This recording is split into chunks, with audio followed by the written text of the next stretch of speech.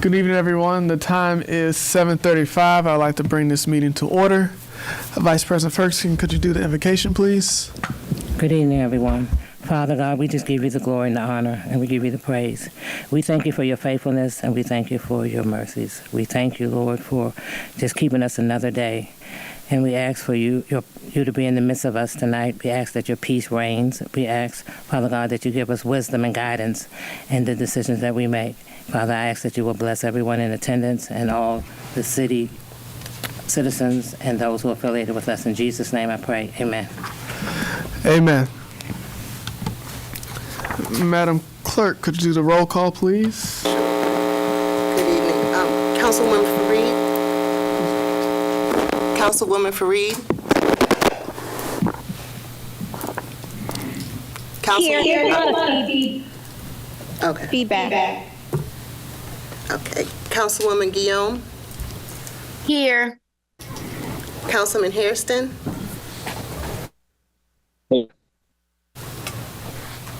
Councilman Herring. Here. Councilwoman Jones. I'm here. Council Vice President Ferguson. Here. And Council President Curtis. Here. All in attendance. Is there a motion to adopt the agenda? So moved. Moved by Councilman Herring. Is there a second? Second. Second by Councilman Jones. Any discussion?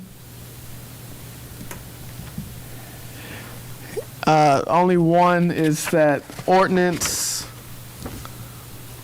O-01-2025 and O-02-2025. This is the first reading tonight, so no vote will be held on it tonight, though it will be read into record tonight. Is that correct? Yes.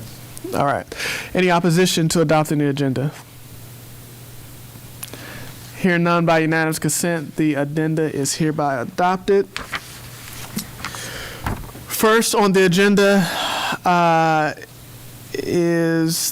the votes on the charter amendments, CR01, CR02, CR03, and CR04. First up, is there a motion to accept the non-substantive revisions to CR 01-2025? So moved. Is there a second? Second. Any discussion? And again, for all who's listening, we're accepting the amended CR 01-2025, that those amendments were non-substantial amendments, more like grammatical errors and missing words and comments. So, all right, we'll just do a voice vote to accept the amended CR 01-2025. Madam Clerk. Councilwoman. Okay. Councilwoman Guillaume. Yes. Councilman Hairston. Yes. Councilman Herring. Yes. Councilwoman Jones. Yes. Vice President Ferguson. Yes. And President Curtis. Yes. Okay. Thank you. So the amendments are now included. Now, is there a motion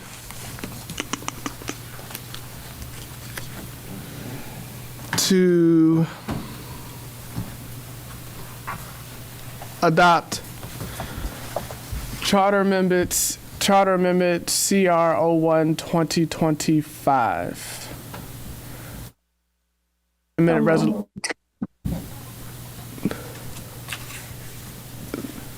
Is moved by. Well, let me read the summary. Councilman Fareed.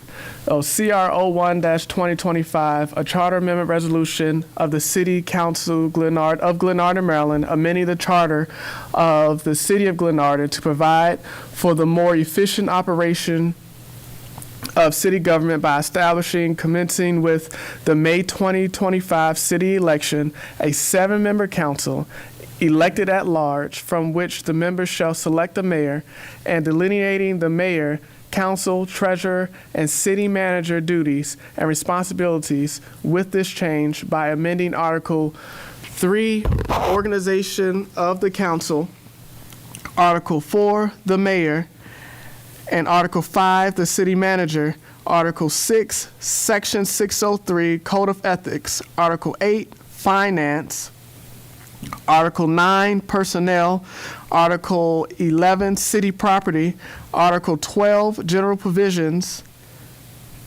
and Article 13, Boards, Commissions, and Advisory Committees, and repealing and reenacting with the amendments Article 7, Registration, Nomination, and Election Procedures, to update references to state law, and to make other amendments of a housekeeping nature for the purpose of clarifying provisions. Is there a motion to adopt this charter amendment?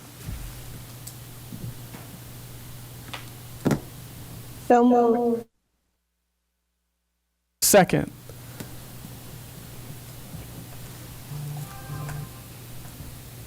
Second.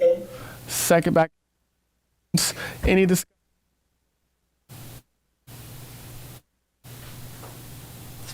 Okay. Hearing none, we'll move forward with the vote. Madam Clerk? Councilwoman Fareed, Yes. Councilwoman Guillaume, Yes. Councilman Hairston, No. Councilman Herring, No. Councilwoman Jones, Yes. Council Vice President Ferguson, Yes. and Council President Curtis. Yes. The amendment passes. Next up is CR 02-2025, a charter amendment resolution of the City Council of Glenarden, Maryland, amending the charter of the City of Glenarden, Article 10, Public Ways and Sidewalks, Section 1002, Control of Public Ways, to exclude from control by the city public ways under the jurisdiction of Prince George's County, Maryland. Is there a motion to adopt this charter amendment? So moved. Is there a second? Second. Second by Vice President Ferguson. Any discussion?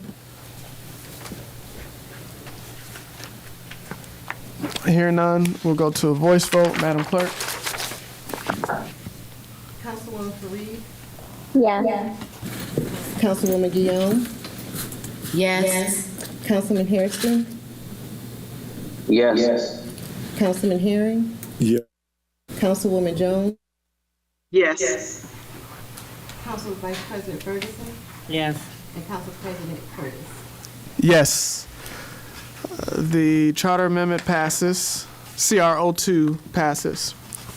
Next up is CR Charter Resolution 03-2025, a charter amendment resolution of the City Council of Glenarden, Maryland, amending the charter of the City of Glenarden, Article 2, Corporate Limits, Section 201, Description, Public Filing, and Corporate Limits, to clarify whether corporate limits shall maintain on file, be maintained on file. Is there a motion to adopt this charter amendment? So moved. Moved by Councilwoman Fareed. Is there a second? Second. Second by Vice President Ferguson. Any discussion? Hearing none, we'll go to a voice vote. Madam Clerk? Councilwoman Fareed, Yes. Councilwoman Guillaume, Yes. Councilman Hairston, Yes. Councilman Herring, Yes. Councilwoman Jones, Yes. Council Vice President Ferguson, Yes. and Council President Curtis. Yes. It's unanimous. This Charter Amendment 03, 2025 passes. Last Charter Resolution, Amendment Resolution is CR 04-2025, a Charter Amendment Resolution of the City Council of Glenarden, Maryland, amending the Charter of the City of Glenarden, Article 1, General Corporate Powers, Section 101, enumeration to retitle Section 101 as incorporation, general powers to better describe the contents of the section and to amend the section to clarify its provisions. Is there a motion to adopt this charter resolution? So moved. Yeah.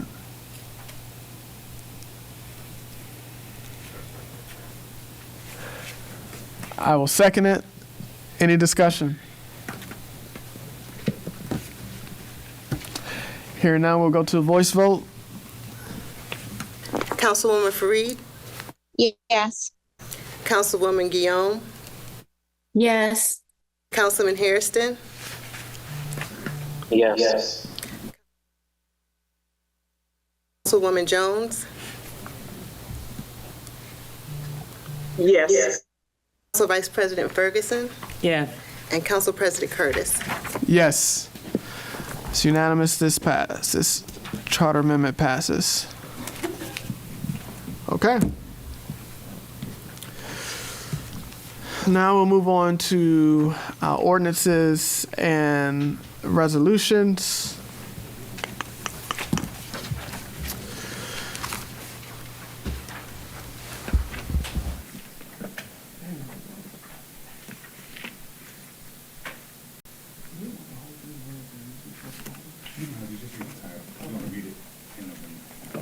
People might not know.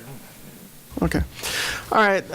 So this will be the first quote unquote reading for ordinance 01-2025, an ordinance amending chapter 149 vehicles and traffic. We won't read the full thing now, but this is the first introduction, official introduction. The next time will be in November when it'll be read actually to be voted on. But for those of you who are in the room, there are packets that have this included, and for those who are online, you can go online and pull a copy. Mr. President, 1 second, yes. just for clarification, it'd be November the 18th. Yes, thank you. November the 18th is when we will vote on 01/02/2025. I'm sorry.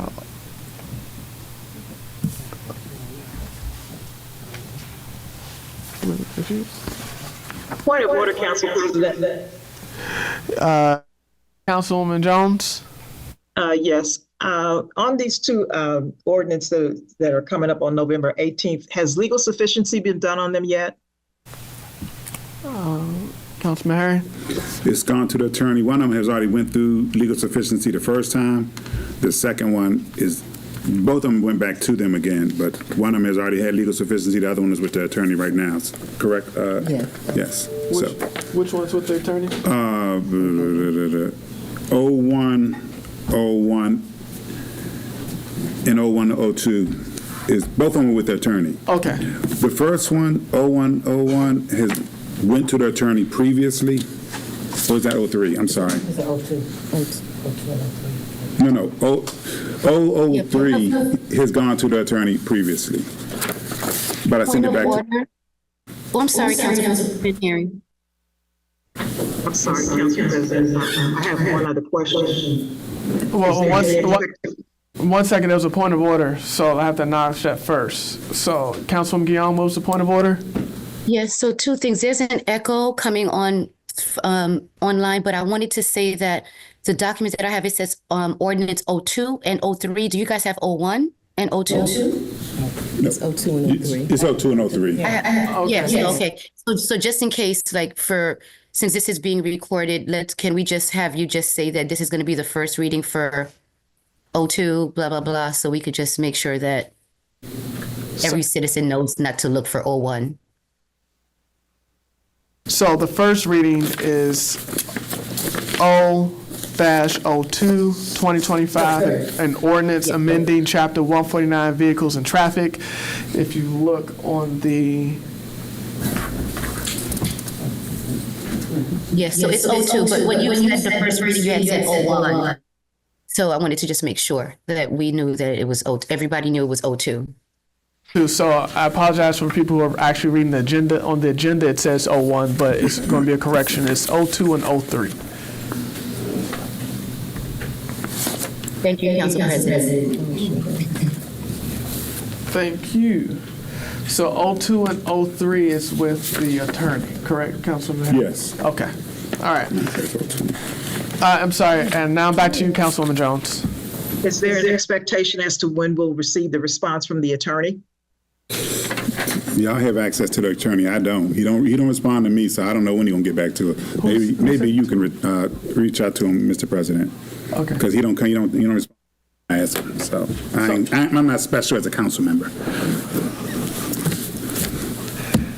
Council Clerk, when you sent it to him, did you copy anyone? I copied Councilman Harry. Okay. All right. So if you, when you follow up with the attorney, actually, two things. When you follow up with the attorney, please copy me. Okay. And second, it just came back to my members. I don't know when you forwarded it to him, but unfortunately, he had a passing to someone close to him, so he's been out of commission. So that just came to my mind. So I don't know when you sent it to him, but yep. So just be patient with him, as him and his family are dealing with a rough time. Thank you, Council President. Councilwoman Jones. The other one that's being introduced is O-03-2025, an ordinance amending 149-2221, commercial vehicle parking. So again, those two will be read into record on November the 18th. All right. Next up is R-10-2025. A resolution approving payment to G. Mason Nelson Law Firm for legal services. This is yours. Madam Clerk, would you mind doing the reading, please? A resolution approving payment to G. Macy Nelson Law Firm for legal services. Whereas the City Council authorized retaining the law firm of G. Macy Nelson for the purpose of opposing the detailed site plan for the Alta Woodmore apartment project before Prince George's County Council, sitting as the District Council on Planning and Zoning Matters, and whereas the Alta Woodmore project, as proposed, includes the development of 284 apartments on 20 acres with the frontage on Ruby Lockhart Boulevard with only one way in and out of the property, and whereas the G. Macy Nelson Law Firm represented the city at a meeting with the developers of the Woodmore project on March 8, 2024, and has submitted a bill for their legal services. Now, therefore, be it resolved by the Council of the City of Glenarden, sitting in regular session this 21st day of October 2024 as follows. Number one, that the Council authorizes payment of $5,803.80 to G. Macy Nelson Law Firm for services provided to be charged to legal services, account 10.25.10.8211. 2. This resolution shall take effect immediately upon adoption. Thank you. Is there a motion to adopt this resolution? So moved. Second. Second by Councilman Herring. Any discussion? Yes, Mr. President. Councilman Herring? I guess I'm just kind of puzzled as why it has taken this long to get this bill paid.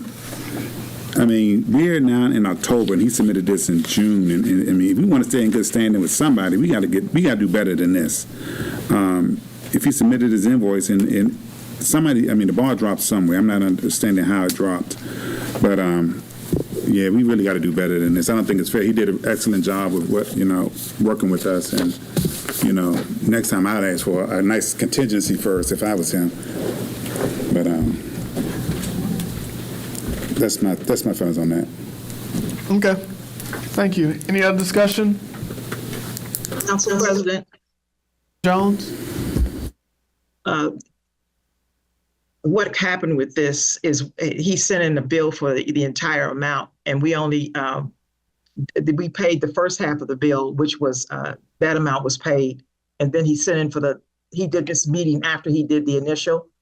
So he did this meeting after the initial, and then he sent the bill for the entire thing again, whereas he had already been paid a portion of the bill. And then the treasurer wanted to ensure that we had documentation to support the rest of the bill. Thank you, Council President. Thank you, Councilwoman Jones. Any other discussion? Yes, Mr. President, I guess that still doesn't answer my questions on why it was so late. That's a nice story that was told, but it doesn't make no sense on why it was so late. I'm just trying to figure out if we have procedures in place and you get a bill and it's owed, or it's owed to somebody and it's over the limit that they can approve, it should come to us immediately for resolution and approval. And I'm just saying this is just too long from June to October. Even if it came in two bills, it still should have come to us before October to get paid. And him writing letter after letter, and he wrote 2 letters and nothing was done. So, all right, thank you. All right, so Council President. That's just a comment. Yes, Councilwoman Jones. The treasurer had asked for a new resolution to be prepared by the former council clerk. And in the interim of her leaving, that's where the ball got dropped at. So when she sent the next letter, I think someone assumed that when he said, Robin, would you please prepare the resolution? They might have been speaking of me, but they were speaking of the council clerk at that time. And that's why I took it upon myself to make sure that the resolution got done and that this got walked through so that it would be taken care of tonight. Thank you, Council President. Thank you. Okay. Discussion is closed. Any opposition? May I ask for a voice vote? Oh, thank you, Councilman Herring. Madam Clerk. Councilwoman Fareed? Yes. Councilwoman Guillaume? Yes. Councilman Hairston? Yes. Councilman Herring? Again, we need to look at processes and procedures when it comes down to situations like this so that we can pay our bills on time. So, yes. Okay. Councilwoman Jones? Yes. Vice President Ferguson? Yes. And President Curtis? Yes. All right.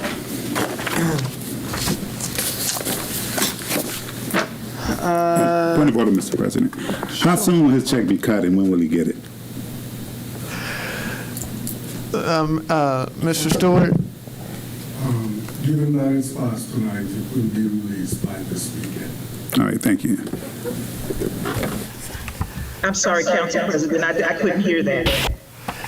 The treasurer said, given that the resolution passed tonight, the check should be cut by this weekend. It should be released by this weekend.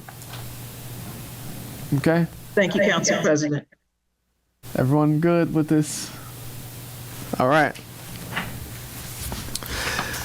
Next up is Resolution R-11-2025, a resolution granting renewal of the cable franchise to Comcast of Maryland, LLC, and authorizing a franchise agreement. Madam Clerk. Whereas pursuant to Section 5-201 at sec of the Local Government Article Annotated Code of Maryland, the City of Glenarden, hereinafter the city, has the power to pass such resolutions as it deems necessary to protect the health, safety, and welfare of the residents of the municipality. Whereas the council has the power under Section 5-204D of the Local Government Article Annotated Code of Maryland to grant non-exclusive cable franchises, and whereas the council has adopted a cable resolution resolution to govern cable franchises that are located within the city, and whereas the city entered into a cable franchise agreement with Comcast of Maryland, LLC, which ended in 2014, but has been extended during the negotiation of the renewal of the franchise agreement, and whereas the council authorized the negotiation of the renewal of the franchise agreement with Comcast of Maryland, LLC, and said proposed agreement has been prepared and presented to the mayor and council, and whereas the council has determined that it is in the public interest to renew the cable franchise with Comcast of Maryland, LLC, within the corporate limits of the city, on condition that Comcast of Maryland, LLC, enter into a franchise agreement in substantially the form as attached to this resolution. Now therefore be it resolved by the Council of the City of Glenarden, sitting in regular session this 21st day of October 2024, has determined, number one, that the renewal of the non-exclusive right to construct and operate a cable television system along the public rights-of-way in the City of Glenarden is hereby granted to Comcast of Maryland, LLC, subject to the provisions of Chapter 61 of the City Code, and a franchise agreement between the city and Comcast Cable, LLC, in a form substantially similar to that attached to this resolution. Two, this resolution shall take effect immediately upon passage. It looks like we lost. Yeah. Yeah. 1 second. Mr. Gray, are you there?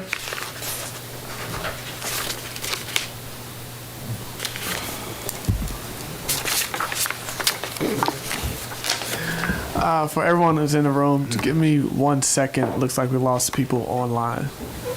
Hold on. More than 1 second. Give me a couple minutes, please.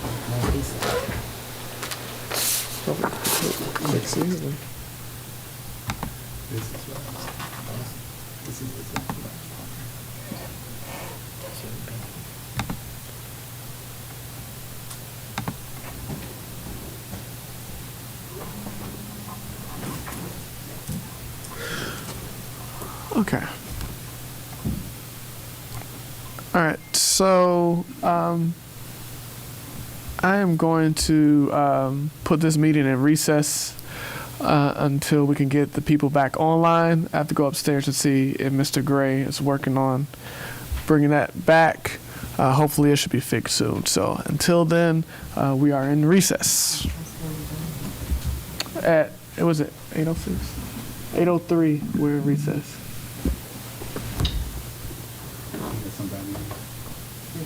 Okay. So the time is 8:05, and we're back in from recess, continuing our meeting. For those who are online, our apologies for the brief disconnect. We are on resolution R-11-2025, a resolution granting renewal of the cable franchise to Comcast of Maryland, LLC, and authorize a franchise agreement. Is there a motion to adopt this resolution? So move. Is there a second? Second.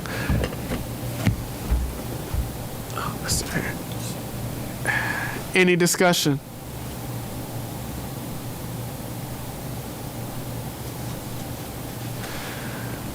Mr. Gray, can you still hear me? Oh my gosh. Yes. Okay. All right. Mr. Gray, we don't see the participants on the TV down here.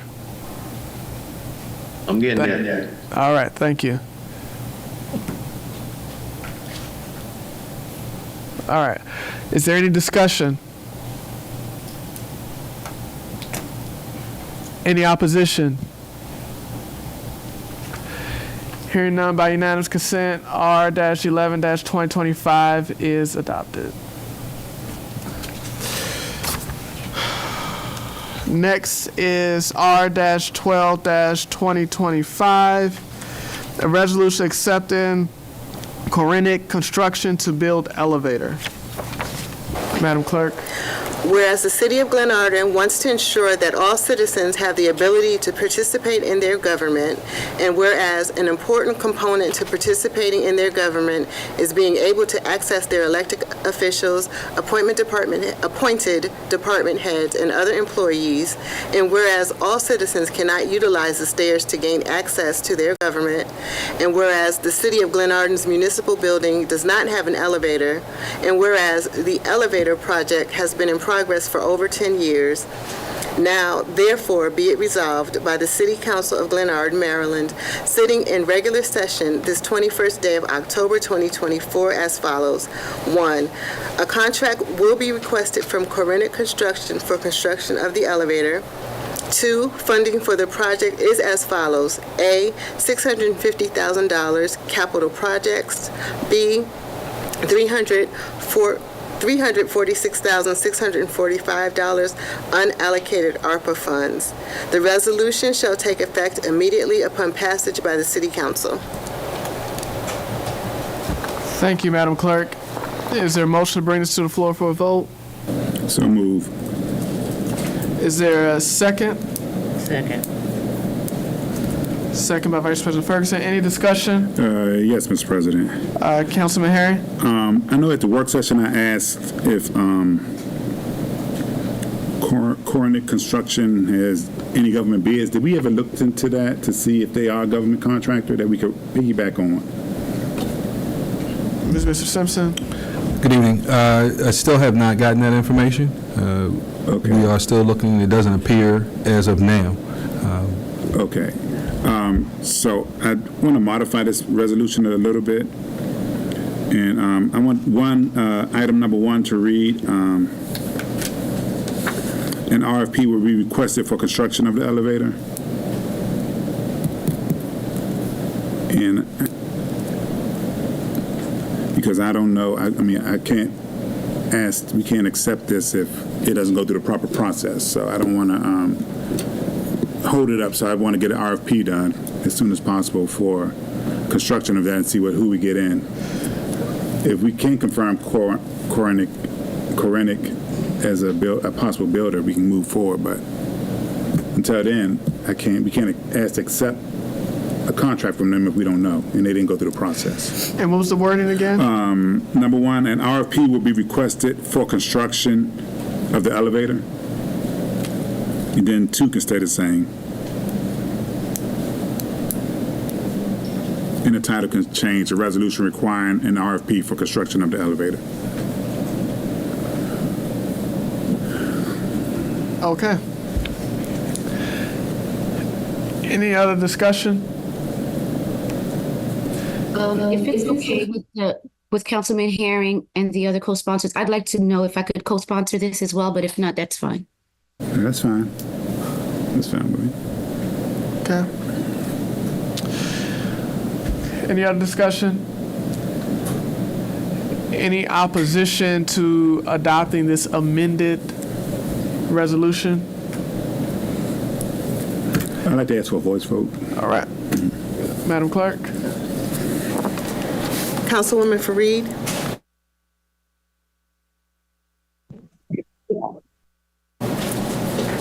Councilwoman Guillaume? Yes.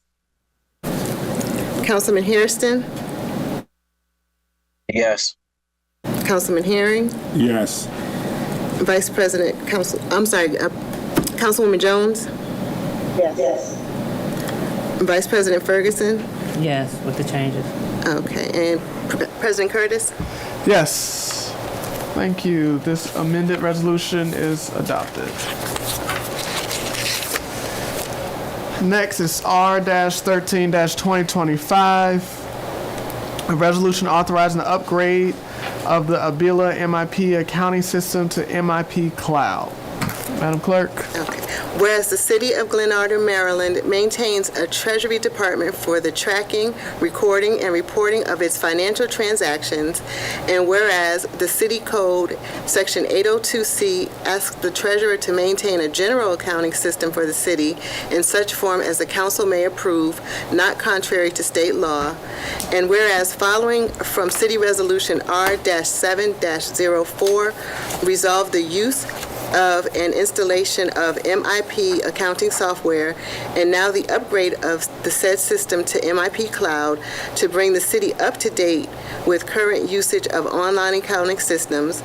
Now therefore be it resolved by the Council of the City of Glenarden, sitting in regular session this 21st day of October 2024, has determined that 1, the upgrade of the MIP accounting system to MIP Cloud listed in Exhibit A and in the total amount of $13,586.89. 2, funding will come from the Capital Project Fund, Capital Outlay, Software Account Line Item 7634-30-80-10. 3, this resolution shall take effect immediately upon passage. Thank you. Is there a motion to bring this resolution to the floor for a vote? So move. Moved by Councilman Herring. Is there a second? Second. Councilman Jones, any discussion? Any opposition? Hearing none, R-13-2025 is adopted by unanimous consent. Next is R-14-2025, a resolution authorizing purchase of a vehicle from Hartrich Fleet Services, Inc. Madam Clerk. Whereas the city's administration has determined that it is in the public's best interest to authorize the Department of Public Works of the City of Glenarden to purchase a vehicle to increase the effectiveness of the department, and whereas the administration seeks the council's approval to authorize the purchase of a 2024 Chevrolet Silverado within the current budget under the line item 8364-30-80-10 capital expenses, and whereas it is necessary to purchase a 2024 Chevrolet Silverado EV, VIN number 1GC10UEDXRU204527 from Hartrich Fleet Services, Inc., as attached in Exhibit A, at a price of $74,800 as attached in Exhibit A, and whereas Section 818 of the City Charter requires that the city engage in a competitive bidding process for the procurement of goods and services with an estimated cost exceeding $2,000, except that whenever a federal, state, county, or local government, or any agency thereof, whose purchasing powers are comparable to those of the city, has conducted a bid and awarded a contract, the city may purchase by contract the bid item at the bid price from the successful bidder, subject to the approval of the mayor and the council. And whereas, in accordance with Charter Section 818C, the administration has found that Howard County Contract Number 4400004546 has conducted a similar competitive bid and procurement process to that of the City of Glenarden to authorize a purchase from Hartrich Fleet Services, Inc. for the purchase of vehicles, and whereas the Howard County, Maryland Office of Procurement and Contract Administration's purchasing policies are comparable to those of the city, therefore meeting the requirements as established in Section 818C. And now, therefore, be it resolved by the City of Glenarden, Maryland, sitting in regular session on this 21st day of October, 2024 as follows: that the purchase of one 2024 Chevrolet Silverado EV, the number 1GC10UEDXRU 204527 from Hertrick Fleet Services, Inc. for a total amount of $74,800 per the invoice as attached to Exhibit A to this resolution. B, and it is hereby approved. And 2, payment for the 2024 Chevrolet Silverado EV shall be made from line item 8364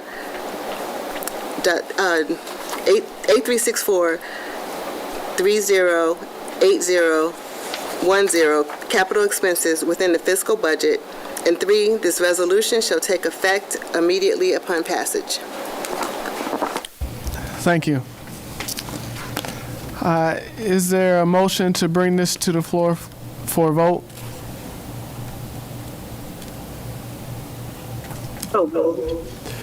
Thank you, Councilwoman Jones. Is there a second? I'll second it. Any discussion? Yes, Mr. President. Councilman Bahari? Yes, Mr. Simpson. Yes, sir. How many trucks do you currently have? 4. 4 trucks. How many employees do you have? 7.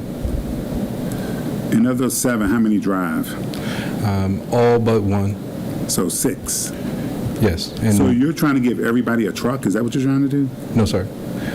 We do have another position that has been approved. The main reason is to be able to provide the options to be able to service the city. I look at it as, along with the other equipment, just as tools to be able to effectively service the city and its needs. Weed whacker probably costs you $80. This costs you $74,000. So it's more than just a tool. Personally, I don't think we need another vehicle. I think we have enough vehicles. It sounds like everybody's going to have a truck riding around in their own public works truck, and I definitely don't think it should be an EV, an electric vehicle. Everybody's talking about this. You just saw what happened tonight. We just lost Zoom, and if we didn't get it back up, we're going to have to cancel the meeting. Somebody don't plug up that truck, and it takes 4 hours to charge up, and we won't have a truck to drive.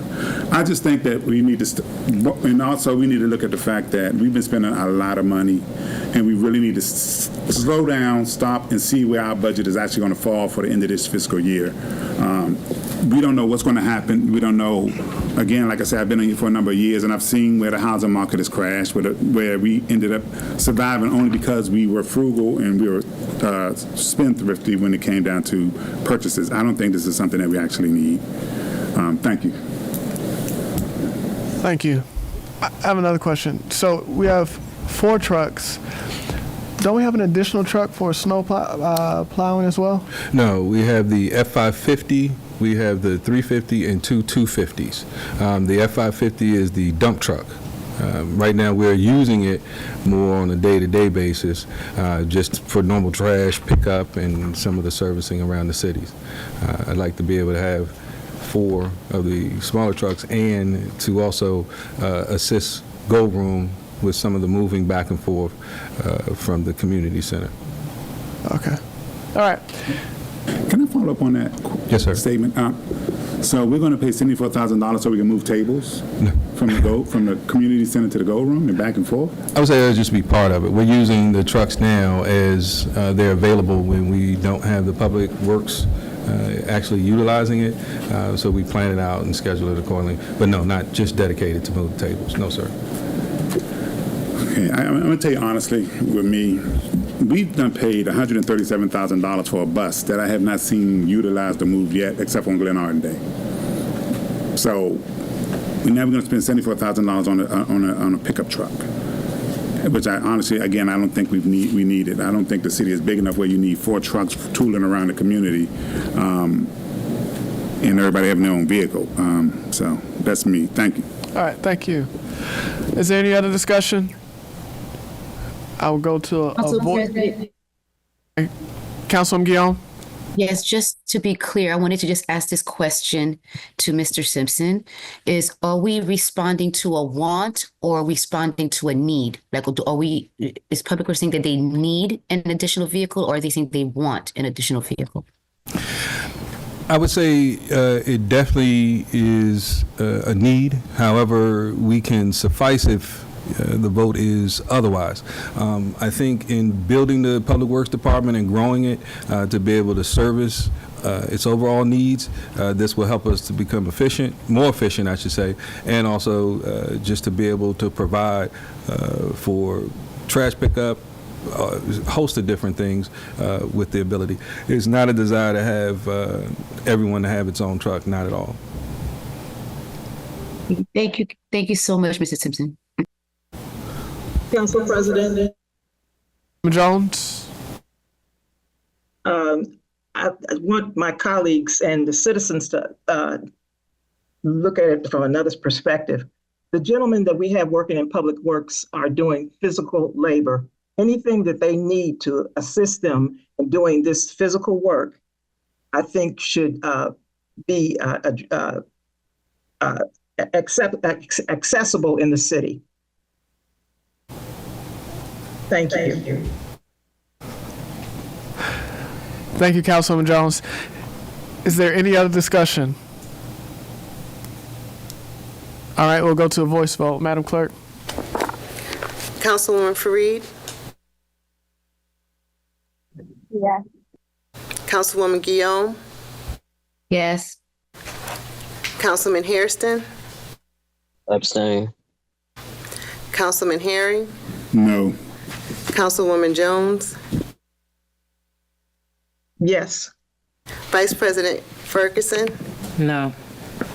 And President Curtis? Yes.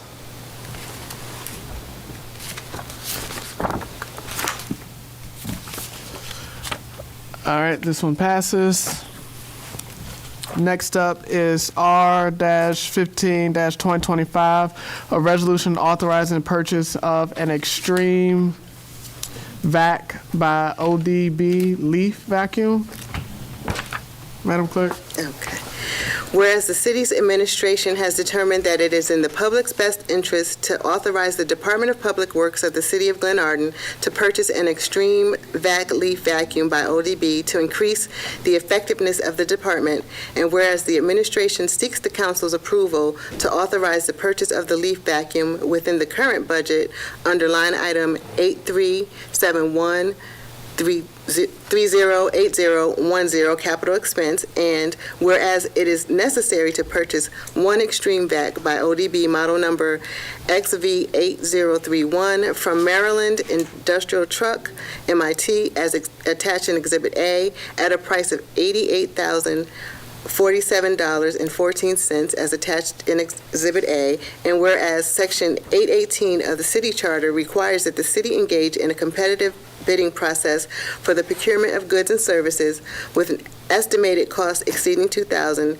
except that when a federal, state, county, or local government or any agency thereof whose purchasing policies are comparable to those of the city has conducted a bid and awarded a contract, the city may purchase by contract the bid item at the bid price from the successful bidder, subject to the approval of the mayor and the council. And whereas, in accordance with Charter Section 818C, the administration has found that Sourcewell Grounds Maintenance Contract number 031121-DAC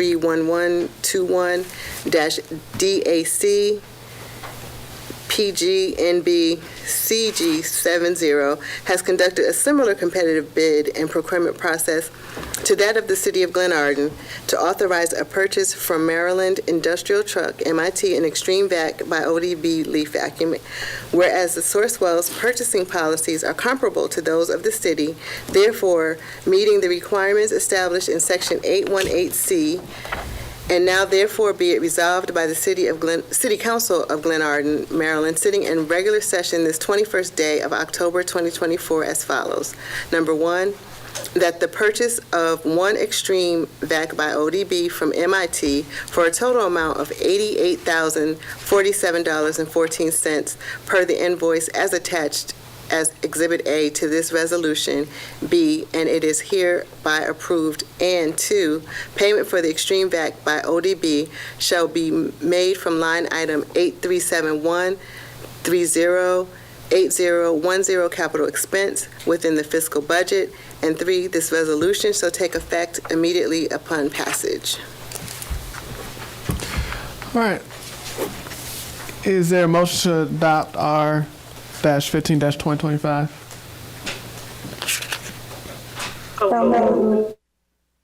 Moved by Councilwoman Fareed. Is there a second?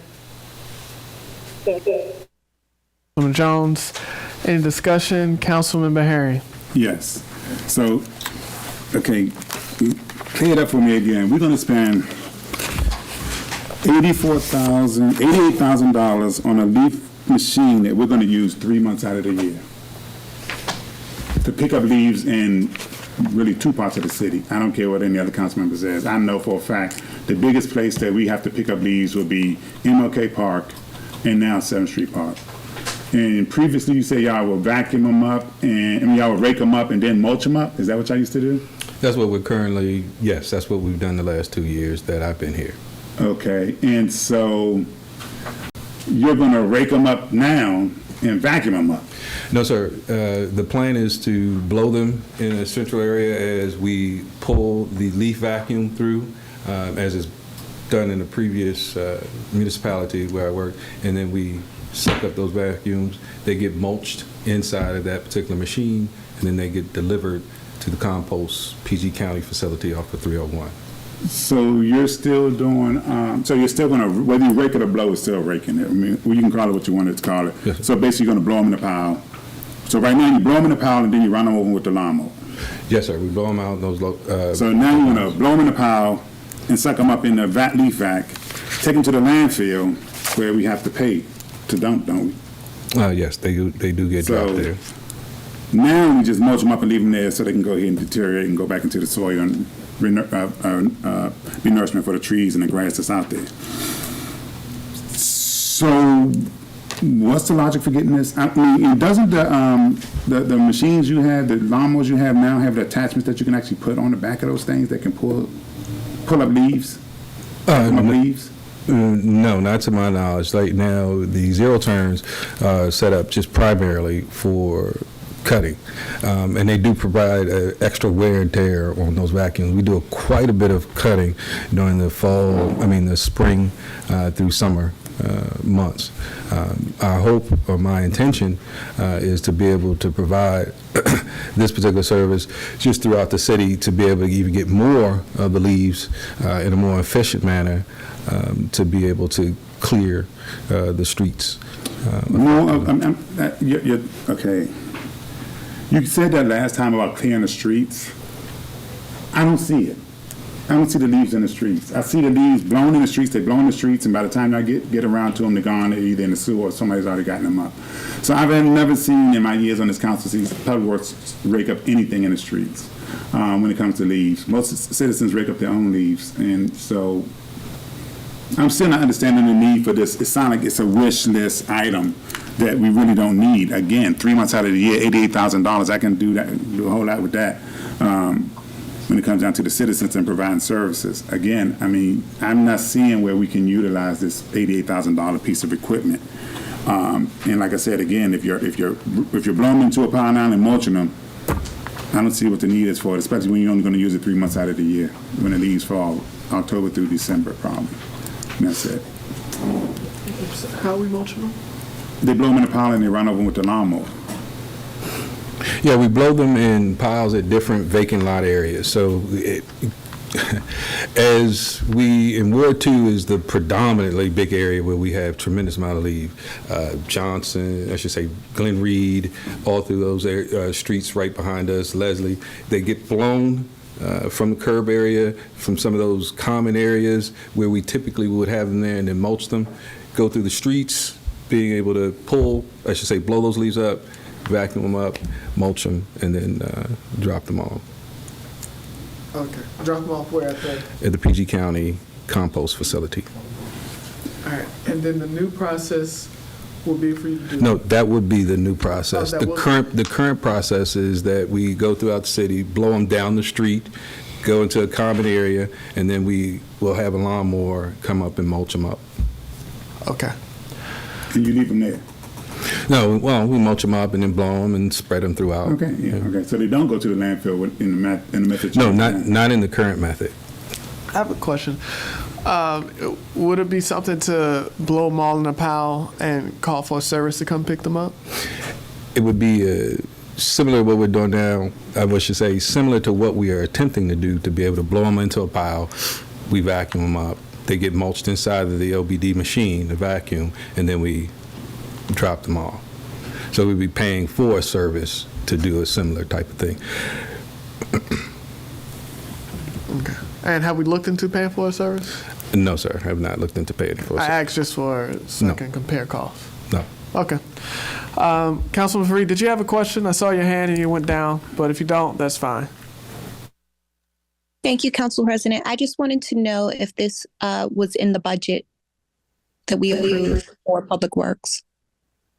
Yes, each item that's before resolution has been approved in the budget. Okay, thank you. All right. Let me ask one other question. Yes, sir. Yep. So what type of mower do you have? We have John Deere riding lawnmowers right now. And they don't have leaf catchers on them? No, I'm not saying that they don't have, well, they currently don't have leaf do catchers have. on them. I believe there may be some attachments for maybe 2 of the riding lawnmowers, but I can get that confirmed for you.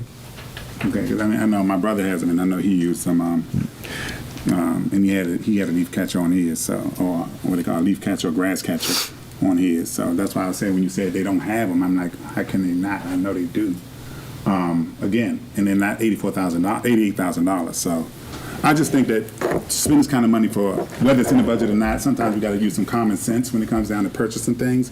People may have a wish list in the budget to get it through. We vote on things, because I didn't even see it in the budget, because I would have brought it up the first time when we were going through the budget. But again, I just think that it's not a good use of money. Honestly, that's just me personally. All right, thank you. Do you know the cost to adding those, what was it, Councilman Marion? A leaf collector? Grass catchers, leaf. Grass catcher, leaf collection, no, I don't, but I can certainly inquire about it. I think one of the other issues that we may have with that, but I'll do the research per the request of council, is as we grab those, then what do we do with them from there? Are we going to just take them and go truck by truck? I mean, there are options, of course, but there's definitely a level of efficiency with the ODB leaf vacuum. Okay. All right. Council President, may I? Yes, Councilwoman Guillaume?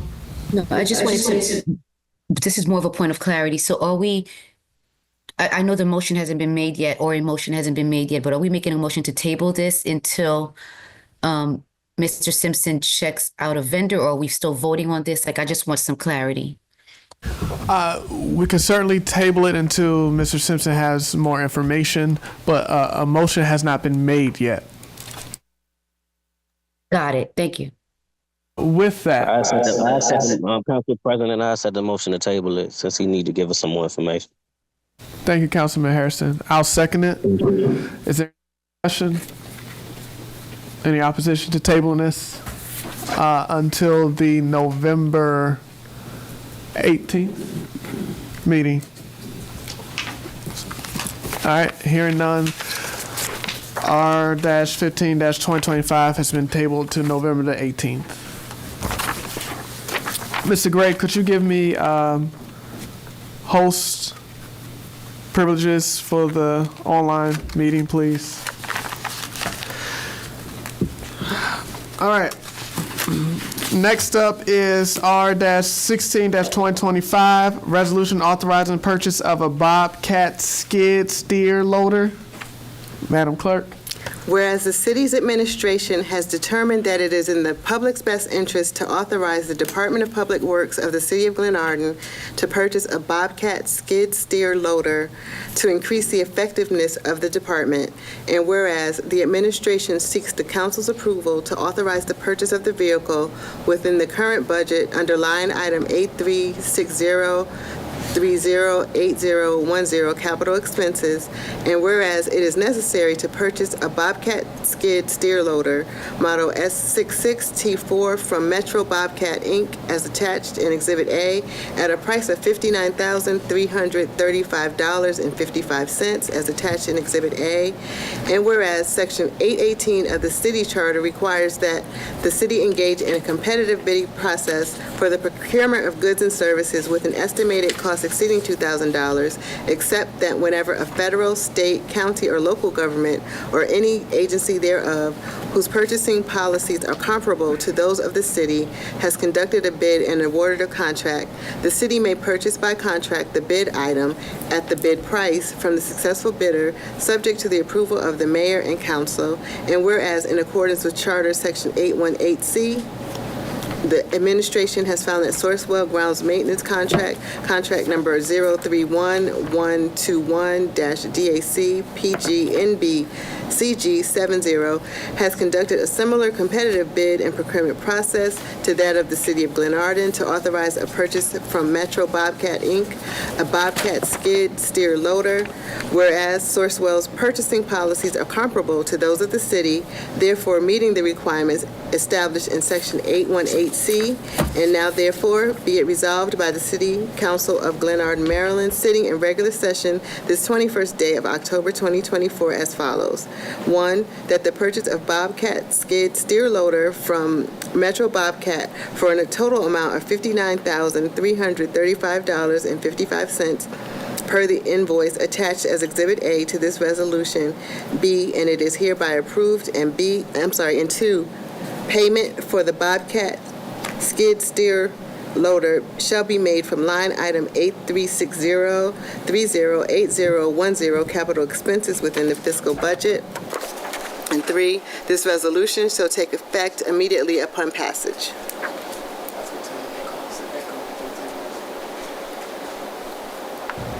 Thank you, Madam Clerk. Is there a motion to bring R16-2025 to the floor for a vote?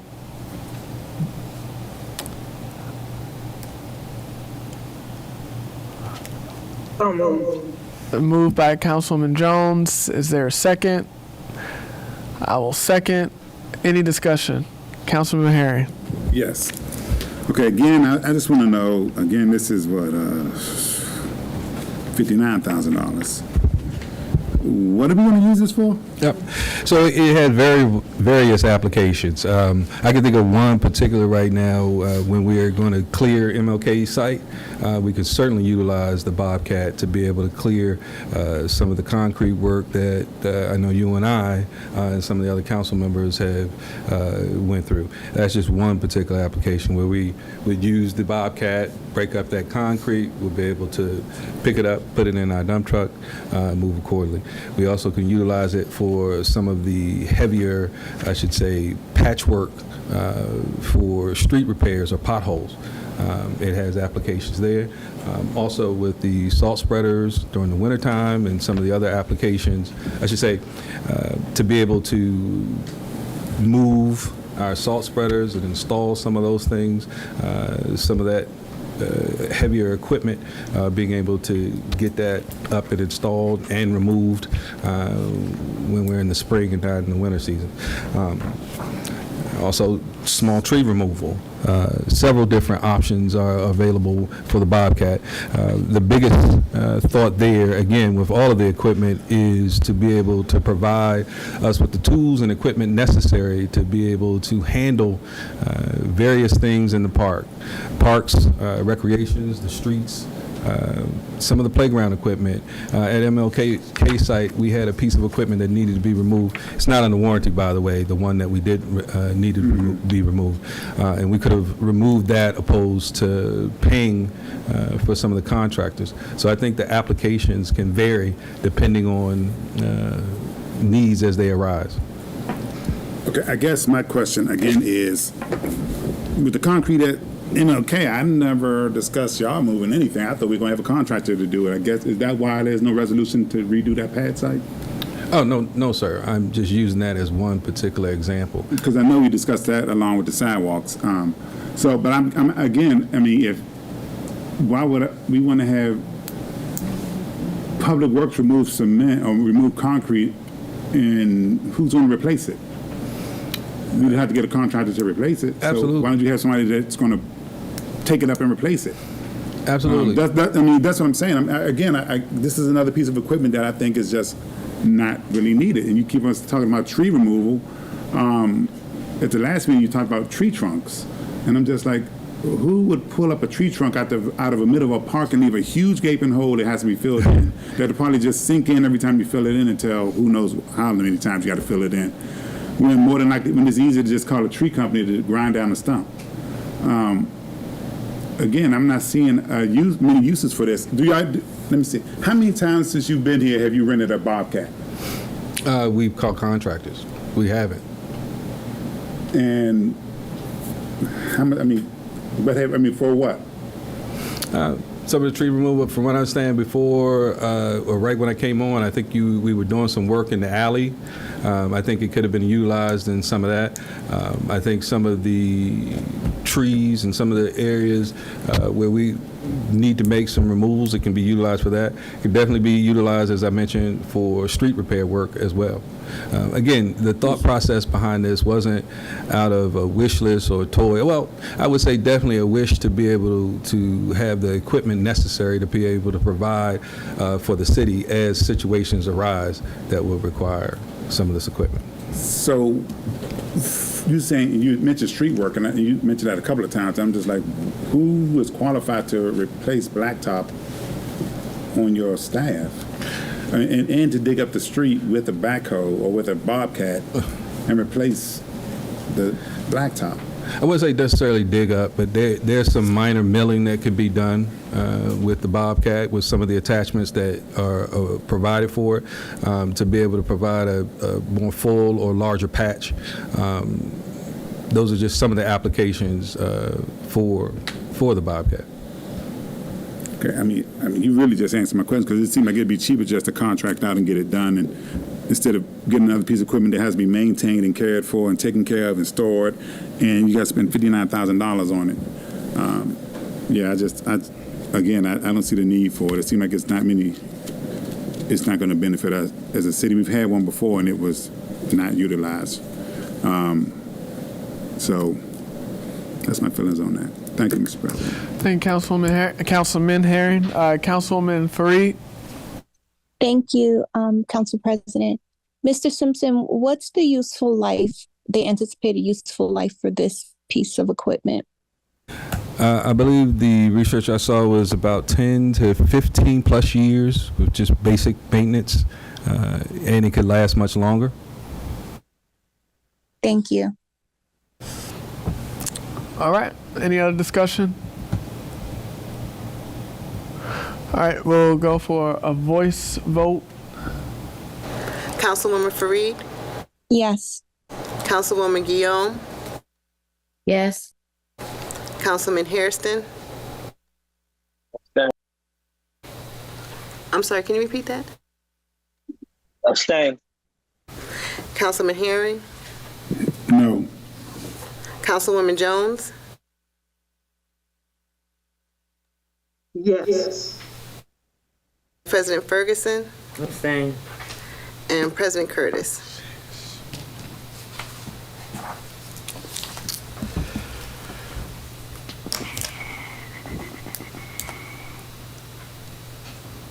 No.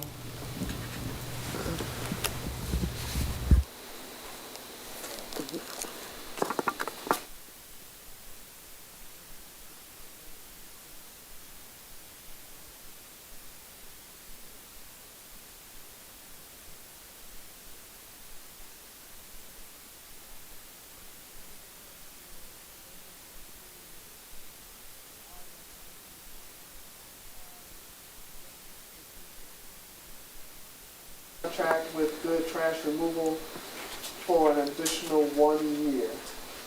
Madam Clerk.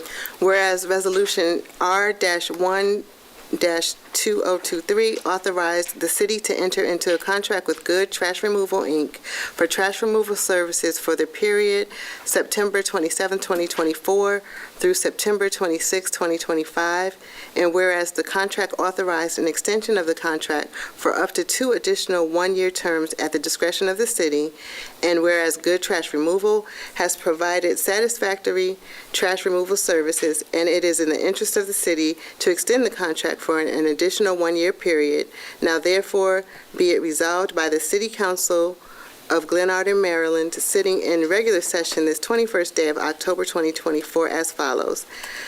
1, that the contract between Good Trash Removal, Inc. and the City of Glenarden for the period September 27, 2024 through September 26, 2025 is hereby extended on the same terms and conditions as the contract dated September 27, 2022, with a 4.5% increase in monthly fees from $30.44 per 1,975 households per month to $31.75 per household per month. 2, that the mayor or council president be and is hereby authorized to sign an extension of the contract through September 26, 2025.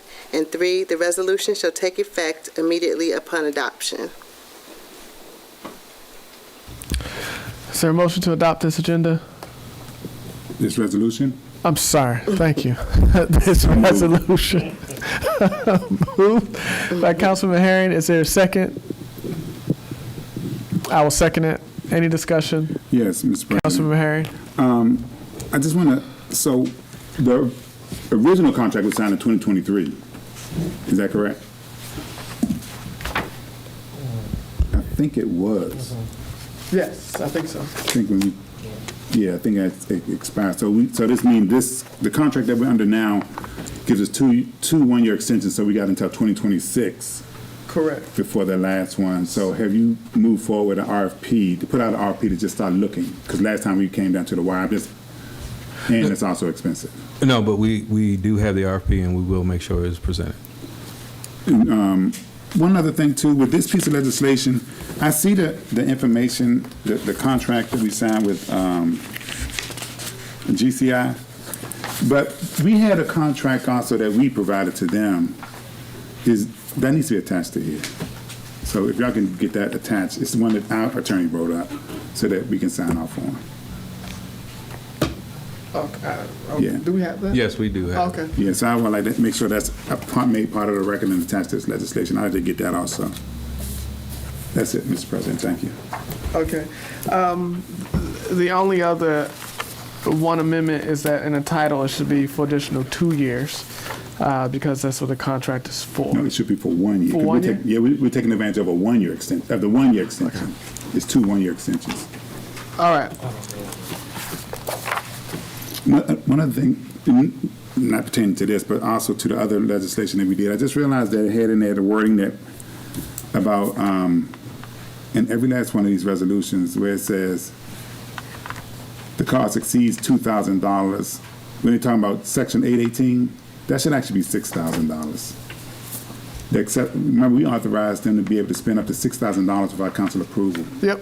But that, all of them need to be changed, and I just wanted to make note of that before we move on, before I forget, because it's 9 o'clock, about 9:30 I'll be asleep if we don't get through this, so. Okay. Let's go. You good? Is there any other discussion? Any opposition? Sorry, Council President. I just Yes. have a point to make.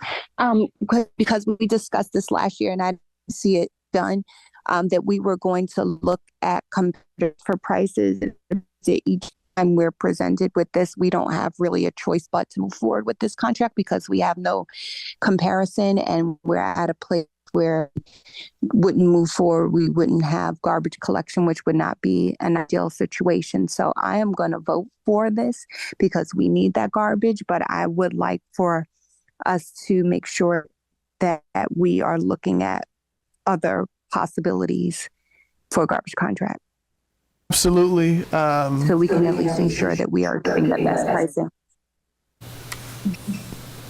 Yes. Absolutely. Councilman Herring just said something. I've spoken with Mr. Simpson as well. I think we've been in a unique position where when we spoke about this with the previous city manager, that person's no longer here, and this seems to just go on year after year after year. But Mr. Simpson is going to move on that RFP immediately. All right. Is there any opposition to this resolution?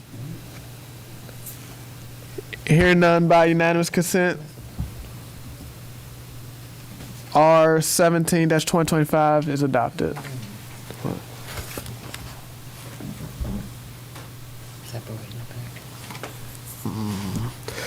All right, two more. All right, next up is R-18-2025, a resolution to approve a proposal from NZI Construction for the repair of sidewalks on Glenarden Parkway from Dalewood Ave to Eccles Avenue. Madam Clerk. Whereas citizens of the city of Glenarden brought a request to the city's attention the need for the repair of sidewalks for the safety of residents, and whereas Prince George's County has conducted a competitive bidding process and awarded an indefinite quantities contract to NZI Construction Corporation, PG County Contract 932-H, to perform all the road improvements specified in that county contract, and the county has extended their contract with NZI Corporation to the end of calendar year 2024, and whereas Prince George's County's purchasing policies are comparable to those of the city, and whereas the council declares that the provisions of Section 818 of the City Charter have been satisfied to justify the waiver of the competitive bidding process required by Section 818A of the City Charter, now therefore be it resolved by the Council of the City of Glenarden, sitting in regular session this 21st day of October 2024, has determined, 1, that the attached proposal from NZI Construction dated September 6, 2024 is accepted at a cost of $51,731.32, Exhibit A. 2, that the approved cost for the construction work will be charged to fiscal year capital budget account number 7632308010 capital expenses. 3, this resolution shall take effect immediately upon passage.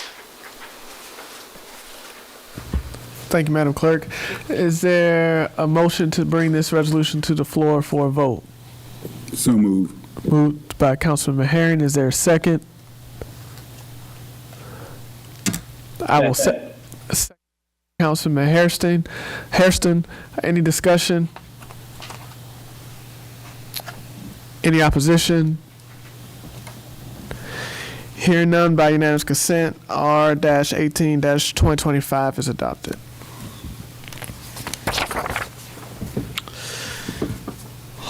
Last one is R-19-2025, a resolution to approve a proposal from NZI Construction for the installation of sidewalks on Church Street.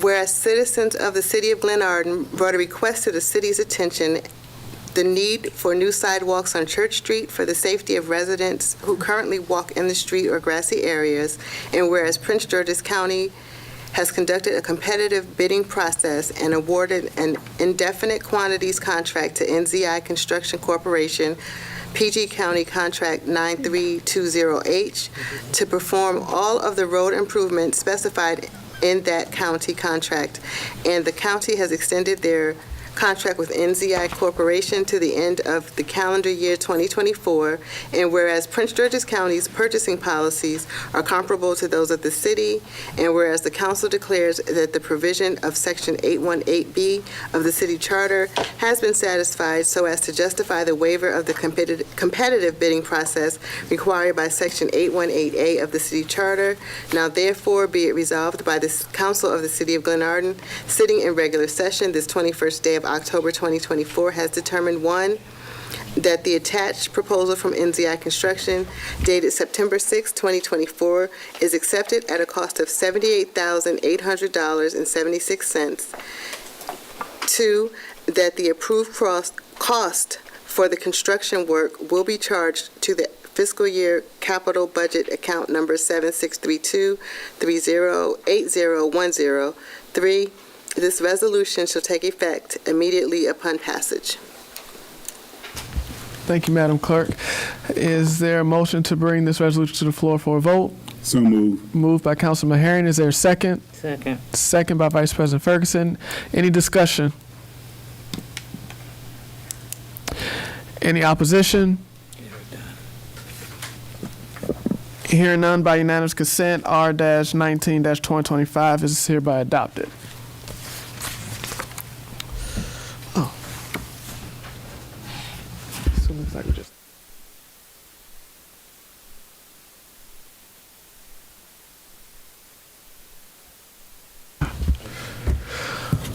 Okay, now we're moving on to reports. Are there any questions from the council members on the mayor's report?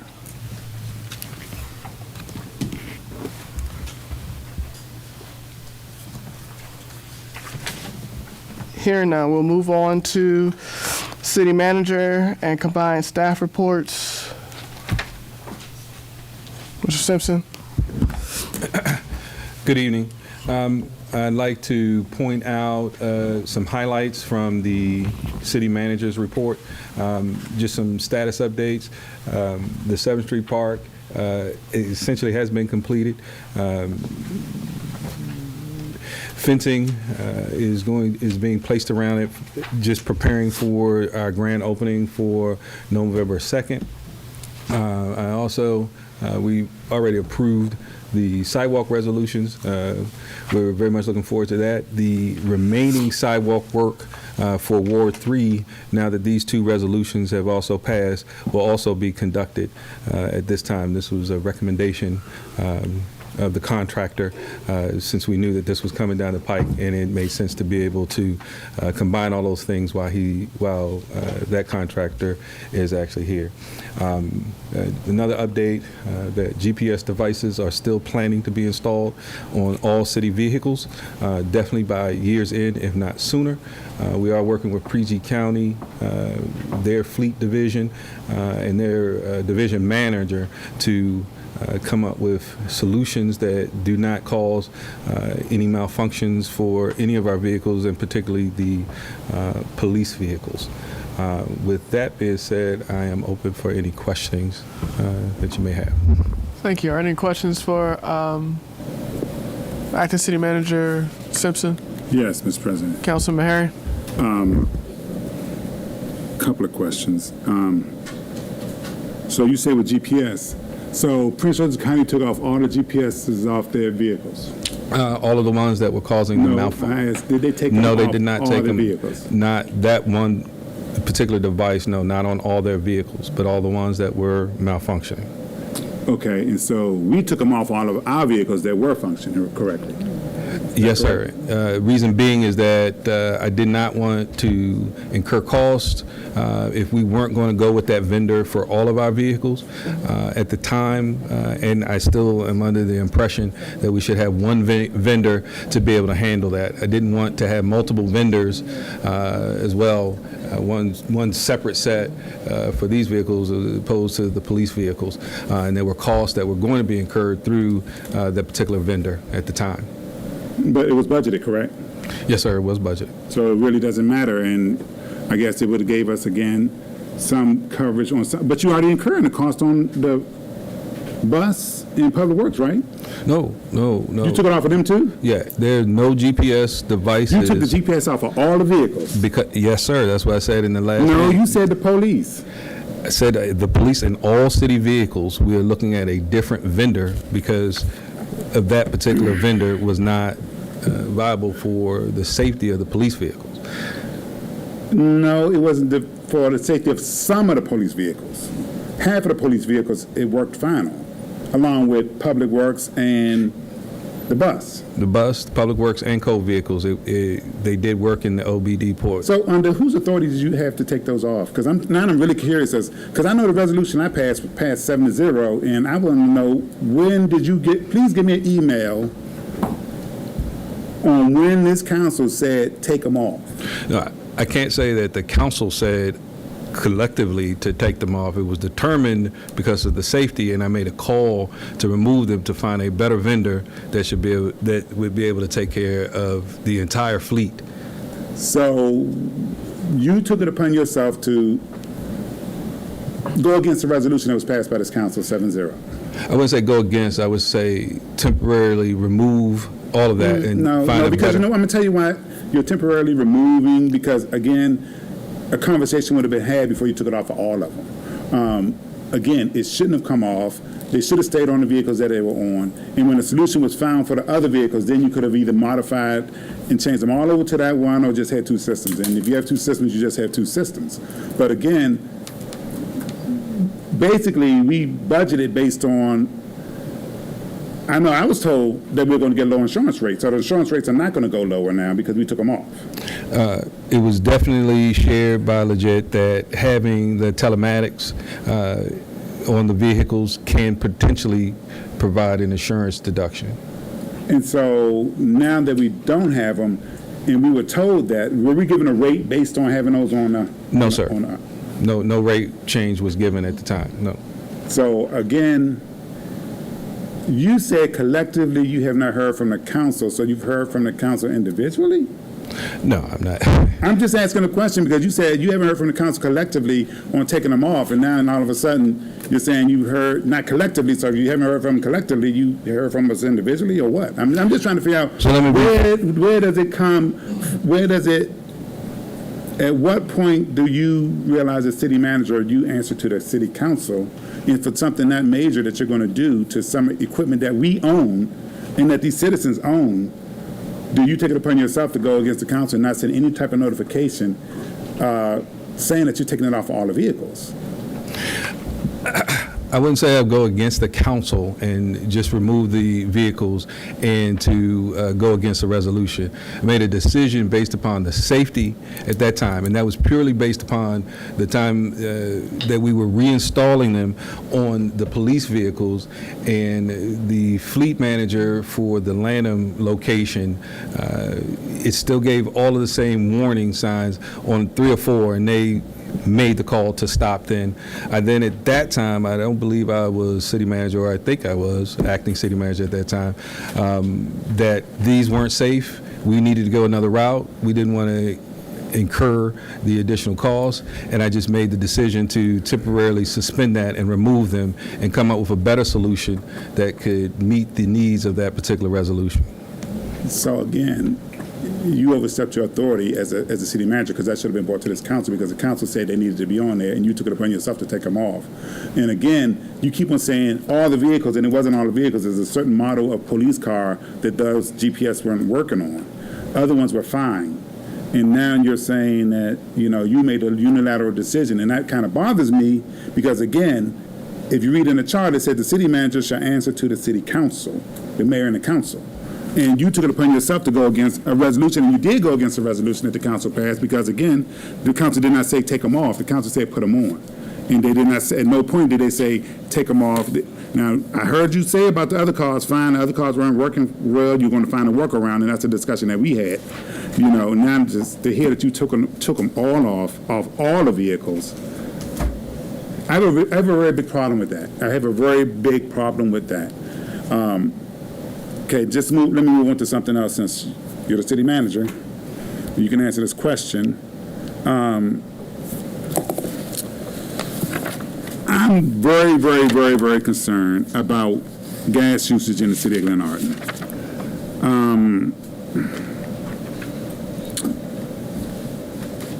Your department budget is, do you go to Gas Boy? Yes, we do use the PG Fleet gas services, yes, okay. sir. So we budgeted $6,000 in gas. Y'all did $99,963. That's 66% over budget in gas. Why is that? I don't know which particular department are you talking about? Your department, Public Works. Public Works is. Yes. I'd have to research and get you a clear answer as to why we're over in that particular part. I'm not. I could not clearly give you an answer relative to those numbers. So does anybody track the gas boy bill and see where it is? Or do you follow your budget to see how much is being spent on that? So I know we received the invoices from PG County, I believe, and I might defer to our treasurer. I don't know if that's by every other month or quarterly. Yes, we have been getting the bills on a monthly basis. Yes, we're getting the bills on a monthly basis. And I think what has happened in the last couple of months is there have been an accumulation of gas bills from, I think, June, July, August. So that's what you're actually seeing now. Well, just to be clear, I'm actually talking about as of June. Only I'm June. not talking about I'm not talking about this year. I'm talking about June of 2023. So I knew that's why I never give dates. So at the end of June of 2023, no, June of 2024. I'm sorry, June 30th, 2024. Public Works, we were over by 66% with your gas bill. So if you saying there's expenses in this year that should have went to 2024, that means that number is going to go even higher. So is that what we're saying? No. That you paid some gas bills that should have been in 2024 and 2025? No. So what happened is the bills that I have for this year, well, only for June, so it's going to be a little higher when we do. So the bills you're paying June in 2025. Yes, July, in July Okay. 2025. Why don't you just pay them? Accrue it for the year For 2025, for 2024. when we're doing the audited financial statement, we'll do all the accruals necessary. Okay, so I'm just trying to figure this out because that's quite a bit over budget. Are we asking questions of all the departments now, or just one? We're with the administration and public works right now. Okay, Then all right. we'll move on to others.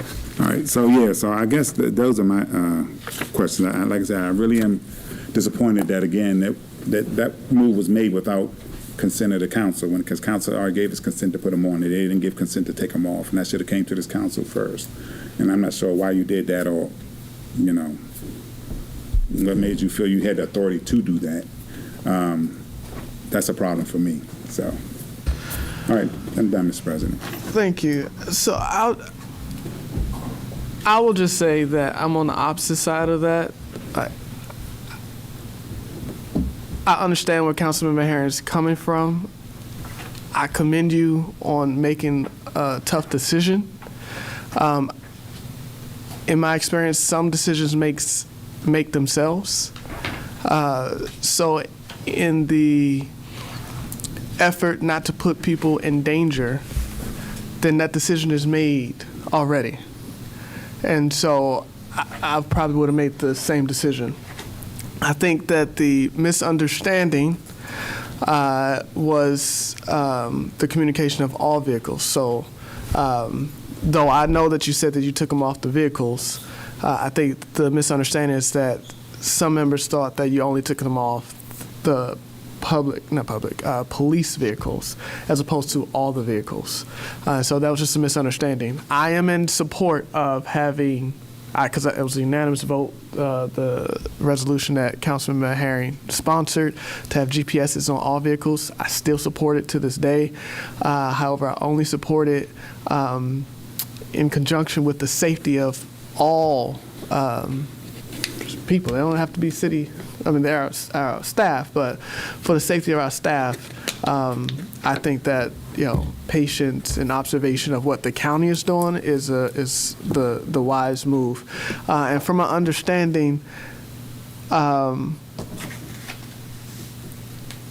we removed them because we're going to move to a new vendor that will be able to put them on all the vehicles properly. Yes, Council President, that is the plan and the desire. And I'd just like to add that I very much agree with the fact that all city vehicles should have GPS devices on them, absolutely, without a question, to be able to protect the city's equipment. Okay. All right. Are there any other questions? Council President? Yes, Councilman Hairston. Yeah, I just want to say that I honestly, I hear what you're saying. I hear what Councilman Harris is saying, but I feel like it take a second to send an email, take a second to pick up the phone and make a call. So whatever's supposed to come through the council should come through the council.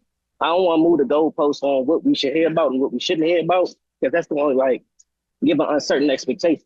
So I would just say let's just get on the same page, and whatever's supposed to come through the council, let's just do our due diligence to make sure it comes through the council.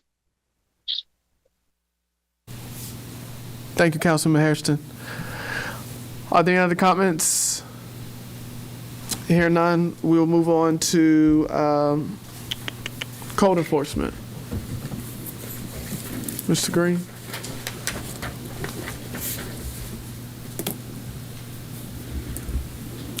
Mr. Green, wasn't there supposed to be someone coming to? Yes, I think they did.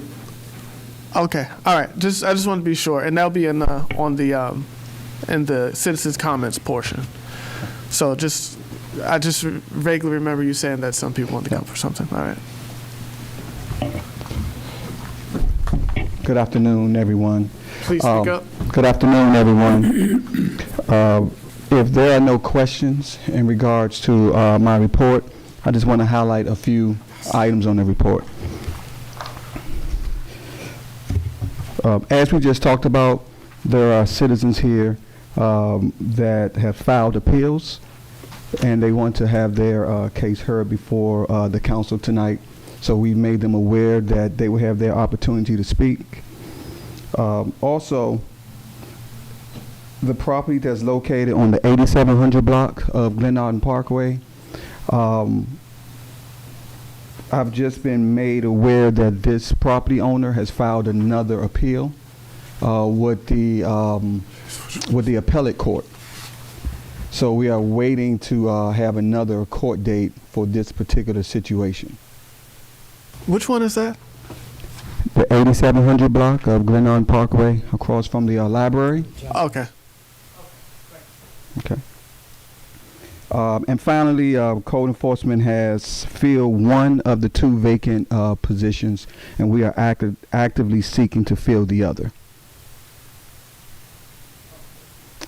Any questions? All right, thank you. Are there any questions for Mr. Green? Hear none. Thank you, Mr. Green. We'll move on to the Chief of Police report. Chief Bryant.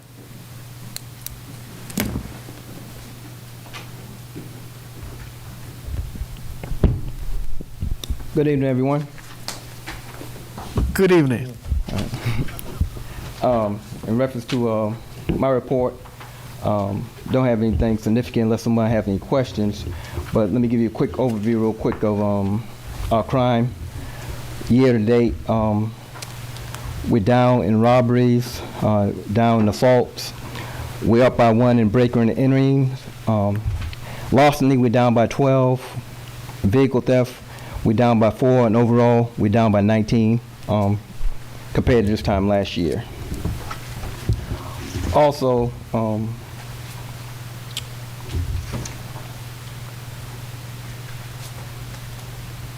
just want to give the citizens an update in reference to securing your vehicles at night. We had 2 incidents within the last 2 weeks where people come out to find individuals asleep in their vehicles. In both instances, the person was going to work in different areas of Glenarden, and I'm hearing this happen in different sections of Prince George's County also, to find people sleeping in their vehicles with no actual excuse, not breaking into the vehicles, but checking the vehicles and entering them, unlocked vehicles. And in both cases we had in Glenarden, the individual sleeping in the back of the vehicles, and the person came out and found him in the vehicle, and one guy stated that he was lost, and the other guy appeared to be intoxicated. So just make sure you secure your vehicles and keep them locked. That's the trend I saw with the last 3 weeks. From the chief's meeting with the county, there's a similar incident, and I think they had one in Forestville and one in Hyattsville with people sleeping in the vehicle. So these are just so these aren't homeless individuals. They're just Right. And like I said, one of them appeared to be intoxicated from the lookout we got, and the other guy said he was lost and he appeared to be homeless. okay. That guy that he apologized to the lady and everything on her way to work, and he said he got lost and he just saw vehicles open, so he slept in the back. In both of these instances, nothing was taken from the vehicle. And I think the second one we had, the guy just went in the lady's glove box, but he didn't take anything out of there. She didn't find anything missing. So, Okay.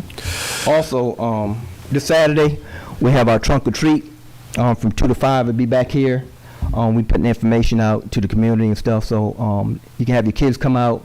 We have police officers out there. We have DJ and our yearly event for trunk or treat here for the citizens and the kids for the city of Glenarden. Also, I have one of my female officers. Recently, since I've been here 2.5 years now, and I had, upon my arrival, I had one female officer on the force. Recently, I hired another female about 6 months ago, and she turned her resignation, and she'll be leaving at the end of the month.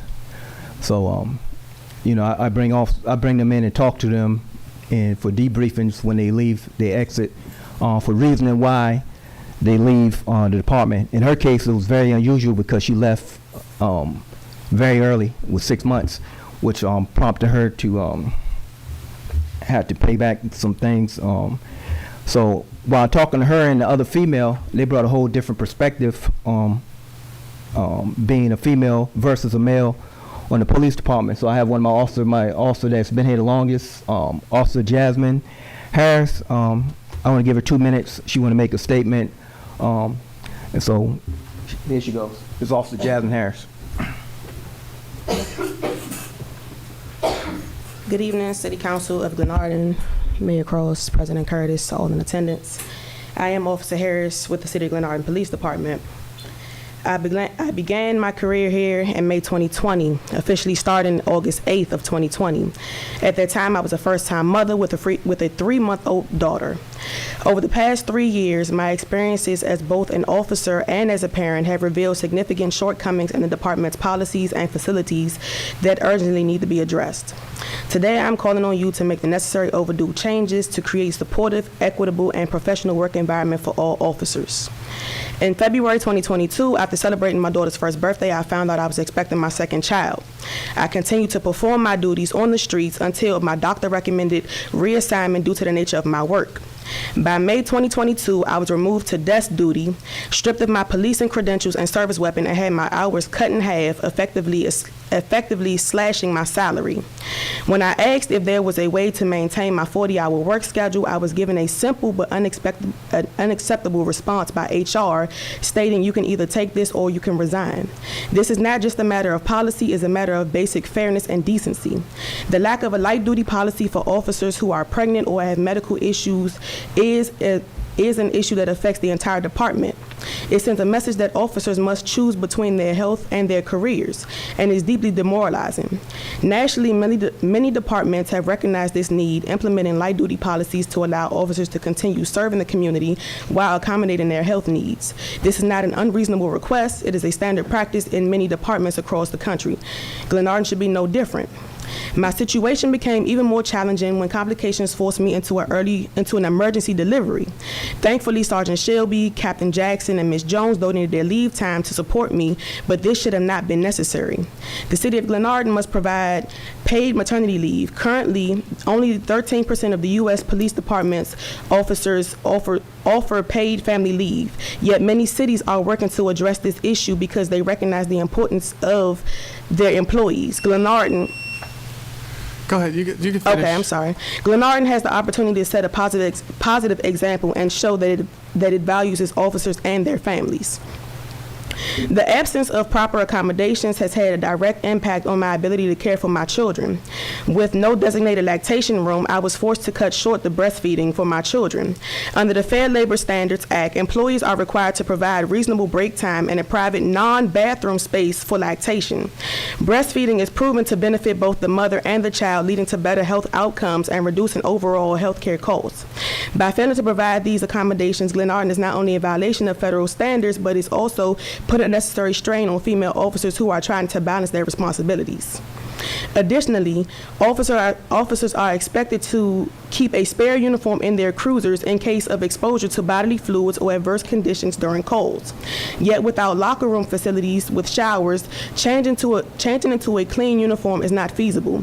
This is not merely an inconvenience, it is compromising health, hygiene, and professionalism. According to a survey by Police Executive Research Forum, access to basic facilities like showers and locker rooms improves morals, fosters a sense of dignity, and enables officers to perform their duties to the best of their abilities. Considering the need for many officers to take on part-time work, access to these facilities is crucial for maintaining professionalism and personal hygiene. The current situation is unattainable.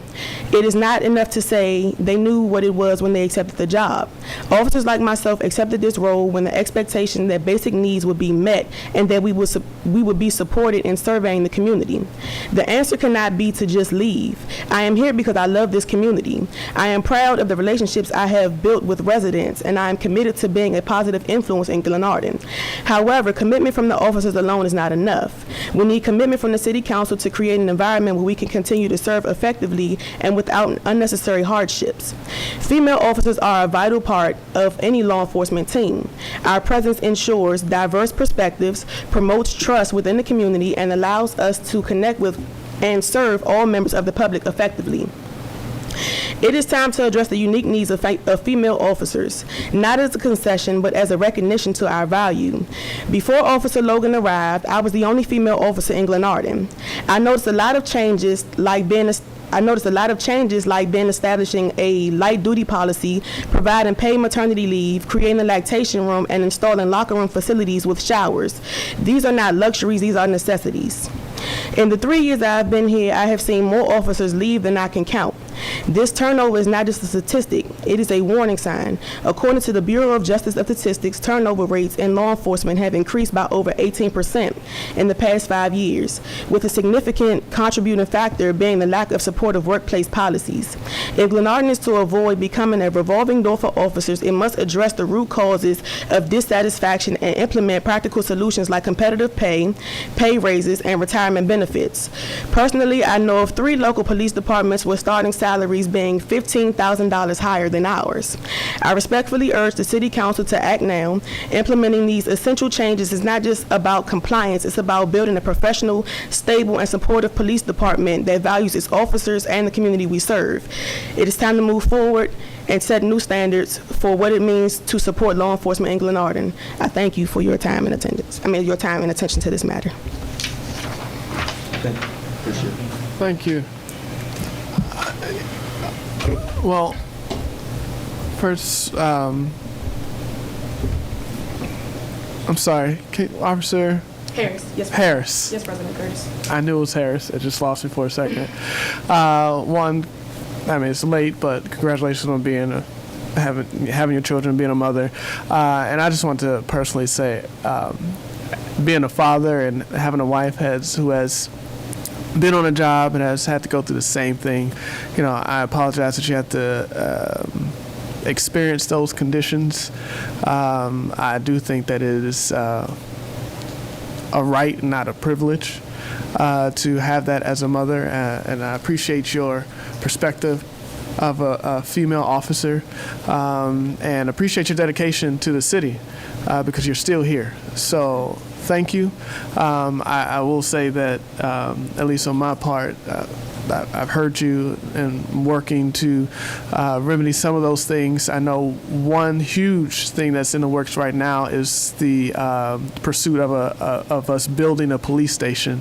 And as we pursue that, making sure that that building has everything that that female officers need in the same position. So with that, I just wanted to say thank you. Sorry that you had to go through that, and that we are working on different aspects of what you've outlined in your speech, and we'll continue to work to make sure that our officers have everything they need to not have to worry about their salary and their building, but they can just solely focus on service in the community. With that, is there any other comments or questions for the police chief? Yeah, Mr. President. Councilmember Harry.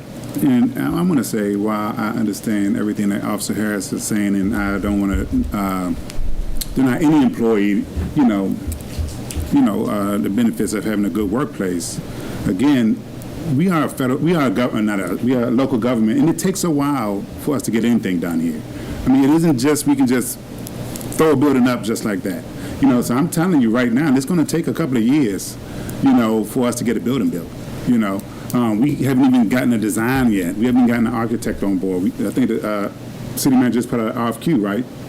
Yes, and we also are meeting with the contractor that did the presentation. That did the presentation. So it's a long process. It isn't something that's simple and just, and while I understand, and I do want to say this because I hear this about, the pay and all of that other stuff. And I said this before, the city of Glenarden has one of the lowest tax rates in municipal governments. We are like, when I got on, the tax rate was 26 cents. It's now 33. 7 cents. 20 years, it only went up 7 cents. So we are a bare bone budget organization. We've always been bare bone budget. So, I mean, people making $65,000, $75,000 coming in, look at their budget and see what their budget is. See how big their budget is. I mean, you can't expect us to give you the same thing that other municipalities give when we don't have that kind of money. They have a commercial base, like Shelby has a huge commercial base. And they're going to have even a bigger commercial base when they take over the hospital and redevelop that. Greenbelt, huge commercial base. Bowie, huge commercial base where they have a $12 million budget. So, we did a salary analysis, and the gentleman that we paid all this money to looked at our budget and said, okay, this is what your budget can afford. These are the salaries that your budget can afford without y'all going broke. And that's what we gave. So, I mean, I understand employees may want more, but I mean, again, unless we ready to raise taxes, which I've seen, council not really ready to do that, it's not going to happen anytime soon, without us having to really take away from the citizen services. And that means we have to take away from them in order to take salaries up. The salaries we gave are what we can afford. And again, like I said, I've always tell anybody, if it ain't working for you, I know you may love it, but sometimes you got to do what's best for you and go what's going to benefit you and your family. And I've told employees that since I've been on this council for 20 years, go somewhere else because we can't give you that. Go somewhere else because we can try, but we can't. But if you need that and you need a retirement. I wouldn't have been here as long as some of these employees here based on the retirement program that the city has. No way in the world. I would have been gone a long time ago because nobody can retire from the city of Glenarden. I tell any employee that come in here, you cannot retire from the city of Glenarden because the retirement program we have here is horrible. But again, we got to look at what we can afford. So again, I'm all for a new facility. I'm all for giving you whatever you need, whatever any officer needs to make them comfortable, to make them enjoy the workspace, to make their time here, beneficial. One thing I've always been a big fan of, of bringing somebody on and giving them everything that they need, all the training that you possibly could get so you can go somewhere else and make more money. That's my goal. So I'm just want to say again, I hear you, but again, I'm not going to sit here and give you no pie in the sky, say a building's coming right down the pike and within the next year. I can see, I'm looking at maybe like 2 years, if that, maybe even longer, depending on what we run into when we decide to start looking for sites. So, again, I do appreciate what you have to say. I hear you. I do hear you, and I feel for you, because again, you should have a right to come here and be able to work in an atmosphere that's conducive to you as an officer and make your work experience here as comfortable as possible. So, thank you. Council President. Yes, Councilwoman Guillaume.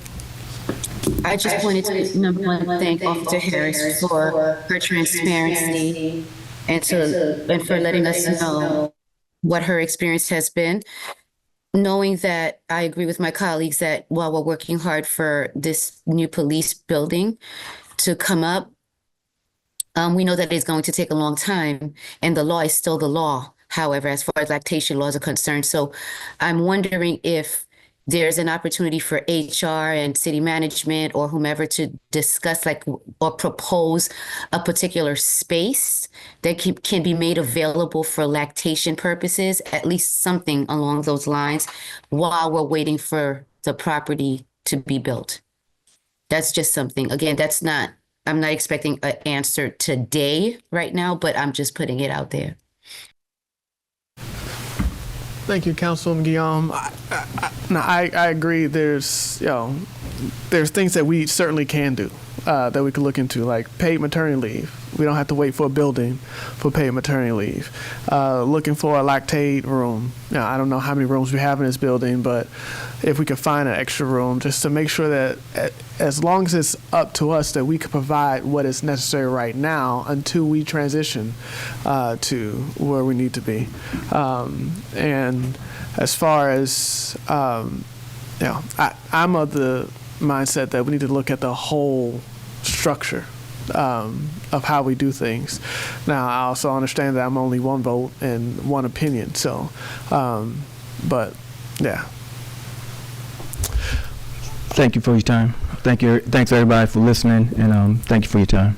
Oh, I do have a question for Chief, though. Oh, go ahead. Again, Chief, just a question for you on the reports, not actually on the report, on the financial report. I was asking Public Works about their gas. Now I'm going to ask you about the police department's gas. They had, we budgeted $65,000 for gas for the police department. Your department, as of June 30th, 2024, spent $118,000. That's $53,000 over what was budgeted for 82% increase over your budget. Why is that? That's astronomical. That's a good question. I'd like to know the answer to that too. Most of the time when I have any issues with my gas, the treasurer usually contact me, and we discuss it. He haven't contacted me in reference to that, so this total is new to me. It was brought to my attention by another council member that three of my officers' expenses were higher than normal. As soon as I got that information, I looked into it and got with the treasurer and stuff, and notified my officers about utilizing the vehicles and stuff. So once the treasurer get to me and get with me, we meet and discuss it. I'll most definitely take the appropriate action. The only officer I ever fired from Glenarden Police Department was overutilizing gas. That's one of the issues that got him fired. So anything that my officers are doing wrong, I'll most definitely address. But once the information is shared with me, we most definitely look into it, and I'm pretty sure the treasurer will update me so I can look into what we have going on as far as the police department. Okay, yeah, I mean, yeah, that really needs to be looked into, and I think I would like to get a report from both you and the treasurer on this, on why and who is spending that kind of money on gas. That's a lot of money, especially when the gas prices went down. And that's a problem. It isn't a gas swing. I can tell you that right now. Because I was looking at the average for last year and the average for 2023 versus 2024 when it's at the end of this budget, and it's only like 20-cent difference. So that's something that really needs to be looked into again. And if it's still happening, I don't know if are you tracing it? Are you tracking it now for 2025? So, yes. So what I could say is when we look at the usage last year for 2024, we realized that we needed to increase our budget. So right now we have moved our budget from I think it was 65,000 to 100,000 because of the use of the vehicle. We are actually using 22 on an average vehicles per day. So we find that the gas usage has gone up. But apart from that, we are still looking to see if there is abuse. You know, between the chief and myself, whenever I see something happening out of the range, then I'll contact him to say, what is happening here? Can we look to see what is causing our officers to be using so much fuel? So we have been on it since February, to follow through, to look at anomalies and correct them. Let me ask you, so do you have a trigger when you research budgeted items? I know my job is always 10%. If we're hitting 10% or more, I'm researching. Yes. Okay. So I look at each officer's usage, and there is a certain amount, like let's say 350. Once they have passed that, something special, something different must be happening per month. So that is a trigger that I use as I go through and pay these bills. And anytime there's an amount that goes over, say 450, then I give the chief a call. This is happening. Can you give me an idea what's going on? That officer may be going on a training somewhere or whatever the case is. I need to know what's happening there so that we could make the necessary adjustments. So that's some of the things that Chief and I has been going through. We find one person abusing the system, and he actually got, that was one of the reasons he was dismissed. Yeah, but in this case, this is like 82% over budget. Let me add this. Let me add this just to be clear. Since we lost so many officers, to protect our citizens and answer call for service, officers have been ordered to stay over past their tour of duty. So we had our officers ever since probably the last 6 months staying over past their tour of duty to work over on all tours. So that's taken from our overtime, comp time, and gas. So when you have to make the officers stay over and work, that means you got to answer call for service, you got to stay over. And over a period of time, that's one of the contributing factors to adding up with the gas costs. Also, without having enough officers and making officers stay over, they have the option of getting comp time or overtime. So we're losing money that way too. So as I stated last month in the work session, with the shortages of officers and stuff, and to protect my citizens, some of the officers don't like it, but that's what I have to do to protect my city. So a lot of officers have been working past their tour of duty for coverage and call for service for the citizens. So that's where we stand at this particular time. Well, I guess, Chief, my issue is this. You said for the last 6 months, but that'll only take you to like about June, July of 2024. Like I said, we're investigating once we find out what it is, but I'm just adding a contributing factor. But like that contributing factor would actually be affected in 2025. Like the contributing factor doesn't affect 2024. 2024 is another whole issue. And again, I would like to know and definitely be given a report on who spent this much money on gas in the city of Glenarden, because again, we're almost at 100% over the budget. And I know it ain't that much driving. I drive Glenarden. I live in Glenarden. I can drive Glenarden from front to back in 15 minutes and not even spend a tenth of the gas that's on here. So if I'm in the city, driving the city, I know how much I live here. And that's what drives me crazy. I live in Glenarden. I drive Glenarden. I can drive for the whole city. I've driven the whole city when I first got on. I drove the whole city and checked out every sidewalk. And I didn't spend a fourth of a quarter of gas. So when I look at this, it's a problem. It's a major problem. It's most definitely a problem. That's why we're going to look into it and answer the question. It's all about transparency here, so we're going to make it happen. So when we get the report, as soon as I get with him and we find what's going on, we'll report it to you.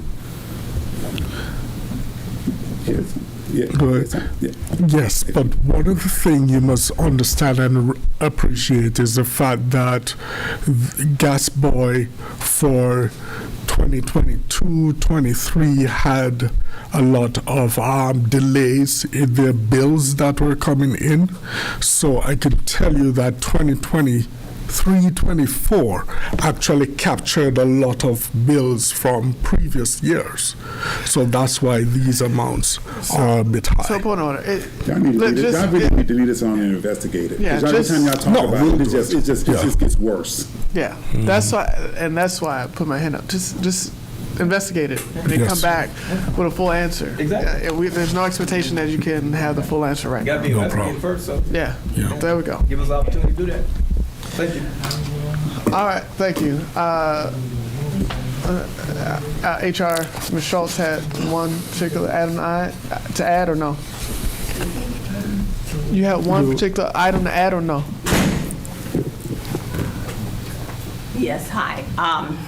Council residents. I have one statement to add to what was said. Officer Harris has doctor's notes that I have that she could not work. I work with the command team, and what we did was we let her work upstairs for 4 hours a day, covering the front desk to provide assistance so she could get some of a paycheck. Otherwise, Officer Harris would not have been working. All right. Okay? Thank you. All right. Last but not least, Mr. Stewart. So we have the report. Yes. If you can stick to highlights, and I think you just want highlights, just as quick as possible. As quick as possible. Yes. So for June 2024, the city actually had surpluses of 393,156. Now, please understand that these are not audited numbers, so they will change after the audit is complete. The general fund, this is the general fund collections, or funds collected through general funds, was 5,816,000.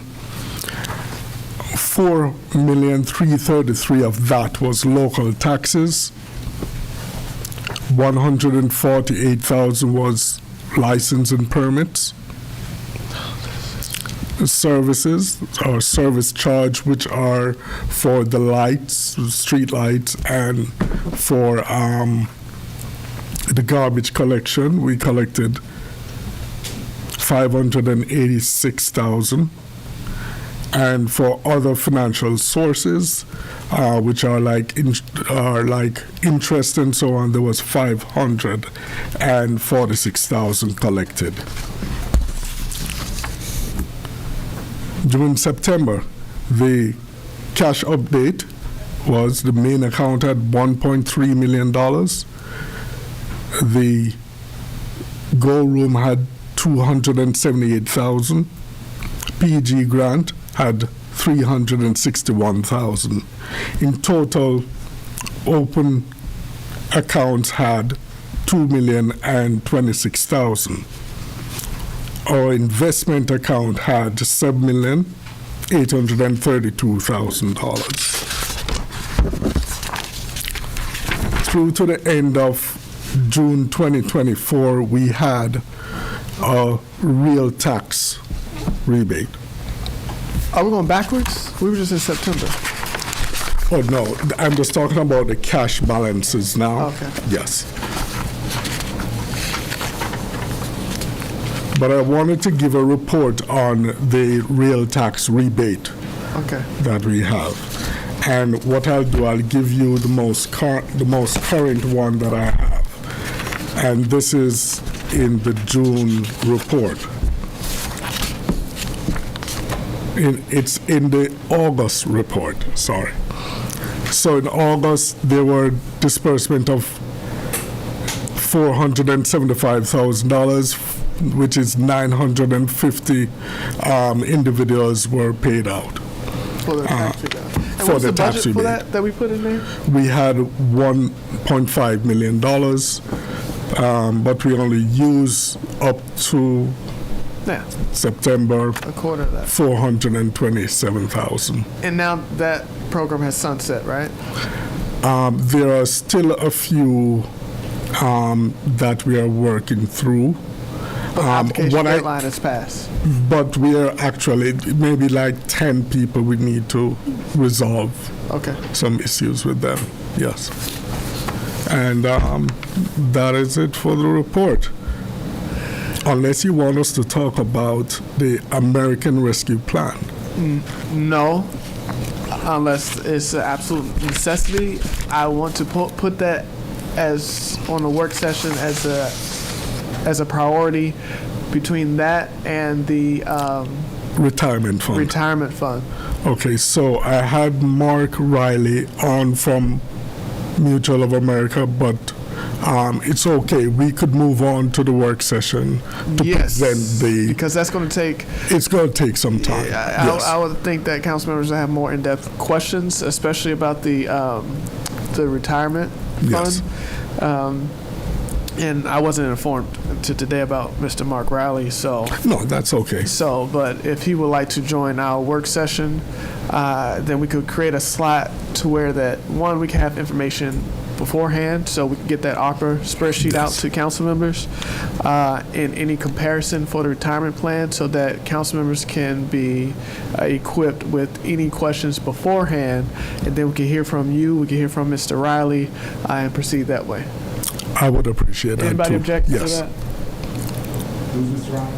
Mr. Riley is a representative from from Mutual of America, and he is the one providing the information on the various retirement funds that we have, or options. Okay. I do have a question for the treasurer also. Sure. Just looking at because I'm looking at the bank balances that you just gave. Yes. And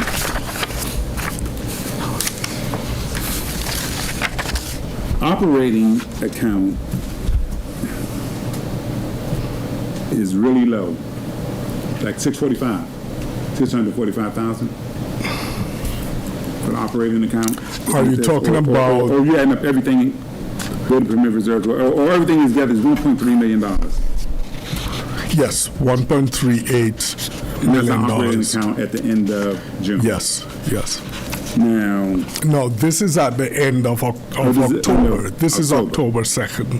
Yes. So what was the operating at the end of June? That was.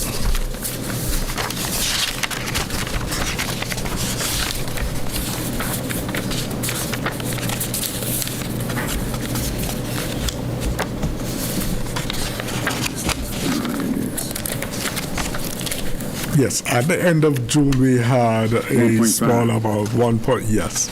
See, and this is exactly what I'm talking about. Let's just say that's it. That's everything that we done spent everything, and we're at 1.5. We still have, but we have a budget. What is our annual budget? Our annual budget is 5.8 million. 5.8 million. Yes. Okay. So then when we get our money in, what we get, we usually get about $4.4 million, something like that in taxes. I think Taxes, yes. So you add that to that, that's about $5 million. So we're barely staying above water, technically, with what we have, the reserve we have in the bank from the end of the year, plus what we have will have us function all the way till the end of the year. If there's no issue with the property tax rate going down, or there's no housing crisis, because if we lose any of that money, we could be in a serious position where we're draining on our reserves to pay bills. And that's why we don't go and spend $200,000 on a bunch of equipment and trucks and stuff, because we need to see exactly where we are. Because basically we're really where we normally would be historically, and that's basically at our budget amount.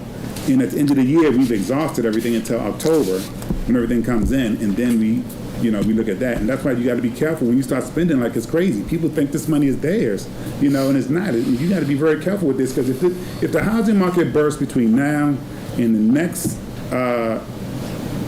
due date for taxes, we're going to be in some serious trouble, I can tell you that. And we're going to have to really be pulling on that reserve to keep people in positions. So that's what I'm saying. We got to really look at this in a financial way and not think this money is just going to be here all the time. You definitely don't want to burn down your reserves, even the $8 million that we got in our reserves. I don't even know how long that's going to last. So, all right, I just wanted to look at that, because I'm looking at these numbers, and we're like I said, we're right at the cusp of our budget, which is $5 million every year. So, all right, thank you. All right, thank you, Councilman Herring. Thank you, Treasurer Stewart. Yes. And thank you, Mr. Riley already dropped off. All right. Final item on our agenda, citizens' comments. If you're online, please raise your virtual hand and I'll acknowledge you. If you do not know how to raise your virtual hand, you can open your mic and then I'll not acknowledge you that way. If you're in the room, please raise your hand. I already saw 2 people. I'll acknowledge you. And when you get to the podium, could you please state your name, the ward you're from, and then you'll have 5 minutes to speak. For all those who came to voice an appeal, that still stands for you. You have to present your appeal within 5 minutes. And that is it. In order from inside, I saw Mr. Cross first, and I saw Ms. Smallwood second, and then we'll go to you and then you. 1 second. Just make sure we can put 5 minutes on the clock. There we go. All right, Mr. Cross. Good evening, City Council. If you could speak up, you kind of. Good evening, City Council, Madam Mayor. I have a couple of questions. I see that once again, like every other week that I get up here and talk, every month, the mayor's report is skipped and there's no questions asked by the council, but every other department have a chance to be able to discuss or do a little small synopsis of what is going on with their reports. And we have citizens here that probably never heard the mayor speak before. So I just got a couple of things just skimming through the report that I just wanted to get some clarification on from the mayor. I think she had some events with the Glenarden Hills groundbreaking, an event with state's attorney and the sheriff car for a press conference combating domestic violence. UN appointment that she received. I want her to elaborate on those things. And I know she had a graduation that was between over at the University of Maryland, I believe, and 2 other council members actually were awarded a certificate for that graduation as well. And also Citizens Academy, elaborate on those items as well. Is that okay? Do you have a question? Yes, I want to know what are those things. It's just in her report, yeah, but I'm not understanding from the mayor what those are. Ask her a question. She can answer. Are you able to answer that, Mayor Cross? All right, thank you so much. So just the highlights of that mayor's report, as you stated, we did have a conference call with about 5 news agencies, which opened and broke ground, if you will, on the hashtag Say Help, which is a new process that's being pushed from the Office of the State's Attorney, but also from Sheriff Department. And across Maryland, we are pushing forward an opportunity for folks who have unfortunately found themselves in domestic abuse situations. You have seen a rise of grandmothers and unfortunately grandchildren having interactions where the grandmother or someone would be murdered. So there has been an increase in murders for domestic abuse across Prince George's County. So there has been a call to action made to ensure that if you are in a situation, 988-88788 are the numbers that you need to text to make sure that you're not only safe, but you are protected. Relative to the Academy of Excellence, which is a Maryland Municipal League, and also it is a cooperative with Legit, which is our insurance company, and the University of Maryland. There was myself, Councilman Herring, Councilman Maurice Hairston, who were fortunate to complete enough service hours and attend the meetings from the summer conference to also other different trainings, which afforded us the hours necessary to be awarded the Academy of Excellence in Local Government certificate. So we have graduated from that particular class. That class is joined with us with 139 other members across the state of Maryland, and we are now eligible, and I have already started earning hours towards becoming a torchbearer in the Academy of Excellence in the Graduates course. Relative to your other question, forgive me. The UN? United Nations. So had the very unique fortune to be appointed Her Excellency title with a diplomatic training for being an ambassador for the United Nations. The Ruth Sisters Fellowship International has asked me to be part of their program relative to domestic violence and also violence against women, but also the gender prioritization strategy. And this gender prioritization strategy is to ensure that not only across the United States, which is incorporative, of course, of our city, but relative to, and so fortunate that we just heard from Officer Harris tonight talking about women's rights and women equality here in our police force. But this is something that allows us to look at what are the gender issues, how can we prioritize them at a greater level, not only in America, but across in the global states. This will take me in March to actually brief the United Nations, and wherever I go, of course, Glenarden goes with me. Thank you for the offer. You didn't speak about the Citizens Academy with State's Attorney? Well, the Citizen Academy is led by the State's Attorney of Prince George's County, and it allows us to understand how they actually do their job in the justice system, circuit court, district courts, and anyone can take the State's Attorney's Citizen Academy. There's also a Citizens Academy for the police force. So if you want to get an understanding, a deep dive, if you will, into how they're doing their job, because we like to complain about what they do, but this is allowing you to actually ask the question of the circuit court judges and everyone else relative to public safety. What can we as citizens do, and how do we help them in getting their job done better? But the academy runs from September to November, and then I'll be a graduate of the State's Attorney's Citizens Academy. Thank you. Thank you. Ms. Smallwood.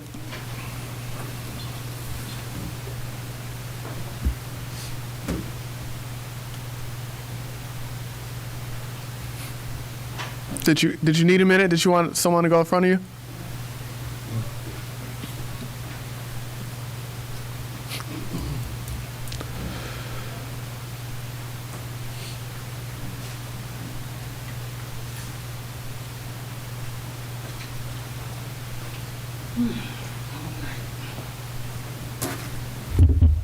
Good evening, everyone. Good evening. My first comment is going to be on Charter Resolution 01-2025. I am not in agreement with this resolution, charter resolution. And it was either October or November of 2023 when they first brought this up. I stood before the council. I had about 25 signatures from the citizens in Ward 1 who was opposing this.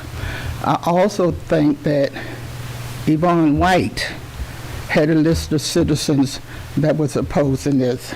And the reason why they was opposing this is because they were against the council taking away their right to vote for a mayor. They feel that the council do not have the right to select a mayor because it could be a mayor, a council person that they didn't vote for. So they should have that right. Now, the only other thing I could say to the citizens who don't like this, put your boots on the ground, go get some signatures, and say you are against this charter, not the whole charter change, but this one particular change in reference to the mayor. Collect the signatures, turn them into the council. You need to get 900 signatures. R1425, this is for the Public Works truck. I do not agree. The Public Works need another truck. Public Works got, last year I think they got 2 trucks. Now they purchased 3 trucks within the last 2 years. I see Public Works trucks when they come over to MLK. I don't know why they need 5 people over on MLK to cut their grass when they got riding wars. So those trucks are sitting over there.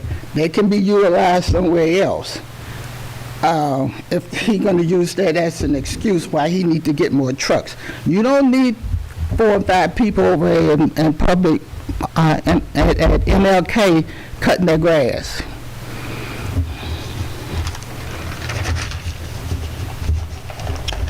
I'm not sure, did the one for the R15, did that one pass or did that one fail? That's what we thought about the Backron. That one was cable, okay. Thank you for tabling that one. R17. I'm glad y'all looking at another trash company. Would need to go. They drop trash in the street. They won't pick it up. They take your tops off your trash can, throw them up against the curb. They done broke the top of my trash can, and they didn't need to take mine off because mine got a hook. You flip it back, you put the trash up, put the backup back on. So why is my top always on the floor or stuck there on the side of my trash can? Now I got to get a new top because my top broke. So please get rid of Goody. Okay, now my other thing that I want to talk about is what I saw on TV, public hearing. I was so surprised how the council president spoke to the citizens of Glenarden. To me, he was rude. He showed his insecurities, and he cannot take away a citizen First Amendment right.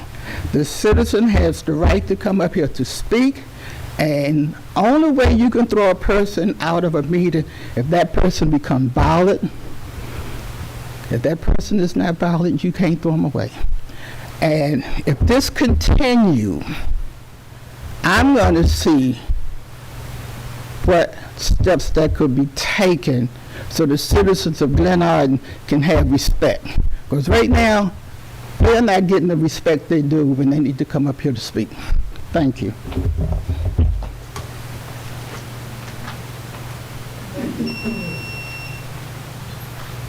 Thank you. Are there any other? I'm sorry, I did see your hand. You can go.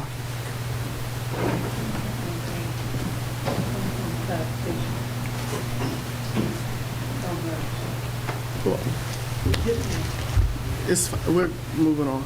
Okay, good evening. My name is Donald Haynes, and I'm at 1441 11th Street. My concern is the commercial vehicle. I'm sorry, can you repeat that? Where are you located? 1441 11th Street in Glenarden.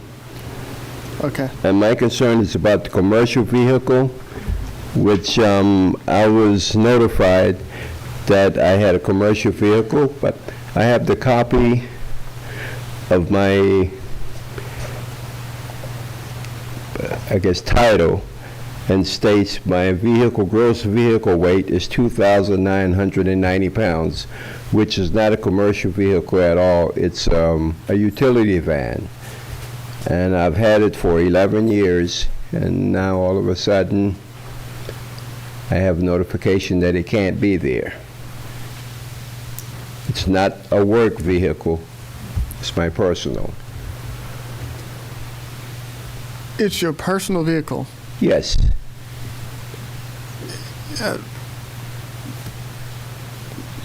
Mr. Green?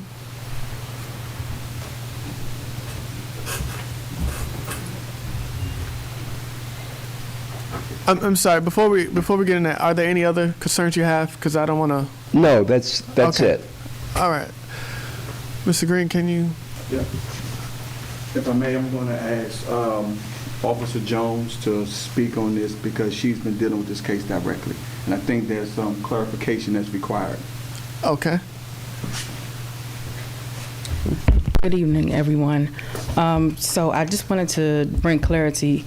Mr. Haynes, when we spoke, this is a trailer, not a commercial vehicle. So I try to explain that the section 149.22.1, commercial vehicle parking restriction. So the confusion is we are going by section A, no person shall park any commercial vehicle or other tractor, trailer, or tractor-trailer combination upon any public or residential property, except for the purpose of making local deliveries to said property. So when I saw the trailer on Mr. Haynes' property, knocked on the door, because during this time there was a lot of confusion about commercial vehicles and trailers. So I tried to get them to understand we're not saying that it's a commercial vehicle. We're telling them that the trailer falls underneath of the commercial category. This is where you can locate the section that speaks about trailers not being allowed on residential property. So everyone is getting sections A and sections B mixed up. Section A speaks about residential property. Section B speaks about commercial properties only. So anything relative to size of a commercial vehicle is only relative to B, which is for commercial property, not residential property. So when I was at the property, the only term I used was trailer. Never commercial vehicle, just a trailer. But you just stated commercial vehicle. So I never said that your trailer was a commercial vehicle. I said that the city of Glenarden, doesn't want trailers on residential properties. Okay. So I just want him, because I don't want him to misguide you and misguide himself. It's not a commercial vehicle. It's a trailer. So perhaps you guys can get together and speak about because I'm hearing two different things. I'm hearing you saying a trailer. I'm hearing him saying a minivan. And the term minivan was never even discussed. So we're not going to go back and forth right here. Okay. But if there's clarity that you need to receive, then she's here, Mr. Green's here, then you can get the clarity that you need.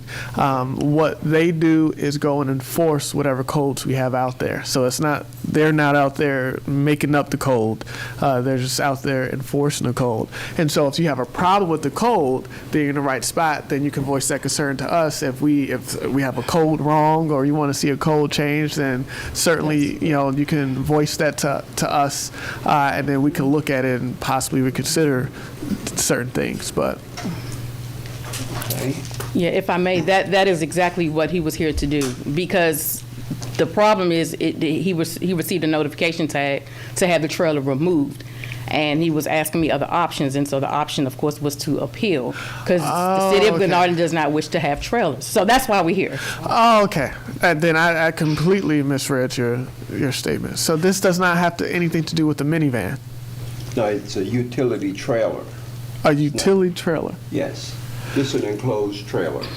Okay. And you're here to try to gain an exception or appeal? Yes. To be able to keep that on your property? The trailer is in the weight requirements. It's less than 1.5 tons. And okay. All right. Thank you. Are there any council members who want to? Mr. President, can we take it under advisement and discuss it later? Yes. Because I think we need to talk to the code enforcement officer and everybody involved to get clarification on everything. So I think we should take all of these under advisement and just, take their appeal, and then we can get back to them. Okay. So if you can provide any information you have, the officers will provide it to us. We'll speak with them. They'll brief us on everything, and if we need to get in touch with you, please leave your contact information. We can get in contact with you if we have any questions of you, and then we can go from there. Okay. Okay? Okay. And I'm sorry, what was your name again? Donald Haynes. Donald Haynes. Yes. All right. Donald Haynes. Okay. Thank you, Mr. Haynes. Thank you. I saw your hand next. And then we'll go to Mr. Richard Arroyo Montgomery. Good evening, everyone. Good evening. You can speak up, please. Yes, my name is Neftali Argueta. I'm 7931 Dale Avenue, and I'm sorry, I got a little sore throat. And the reason that I'm here is because I got a notified from the code enforcement officer about having my vehicle removed from my property because they say it is a commercial vehicle, which is not. The vehicle's registered to my name. It's the only reason that they say it's a commercial because I have 2 signs on the side of my personal vehicle. But you see, my registration don't say anything about being a commercial vehicle here. And I lived in the city for 11 years. Back in 2019, we came for the same situation here. And they say you can only park in your driveway. So since then, I've been parking in my driveway. I don't park on the streets anymore. I've been parking whatever you told us here. I followed the rules, so I don't park on the street since then.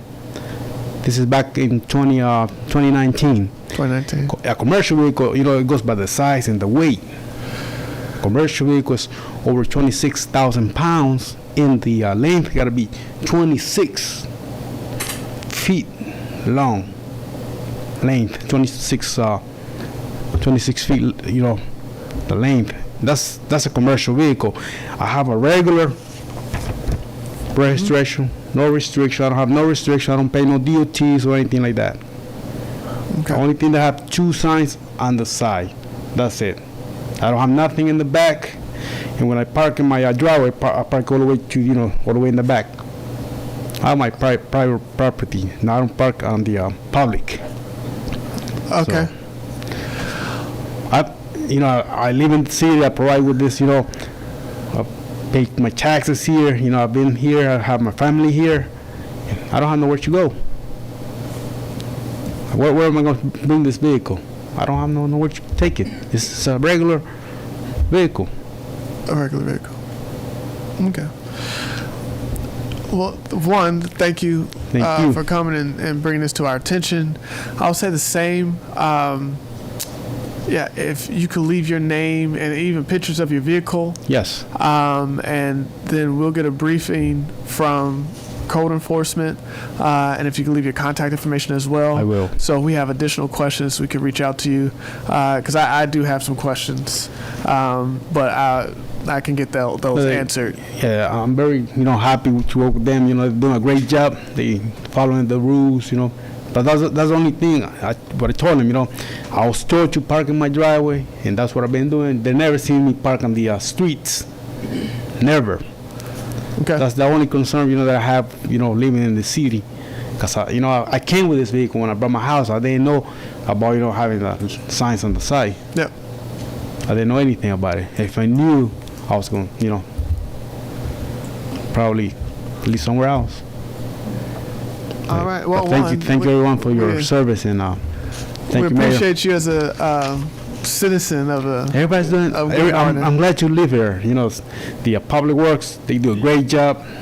Everyone is doing a great job. I'm very glad. Council members are doing a great job. Code enforcement, police officer, they're friendly. I'm very glad to live here. Thank you so much, everyone. Thank you, sir.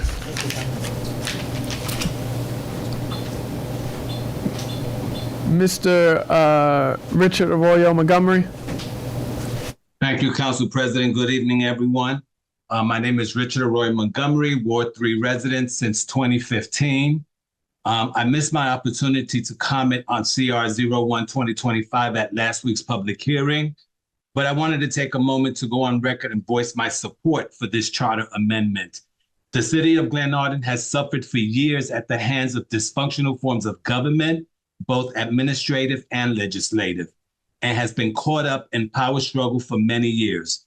This is evident by the number of censorships and votes of no confidence against council members and mayors.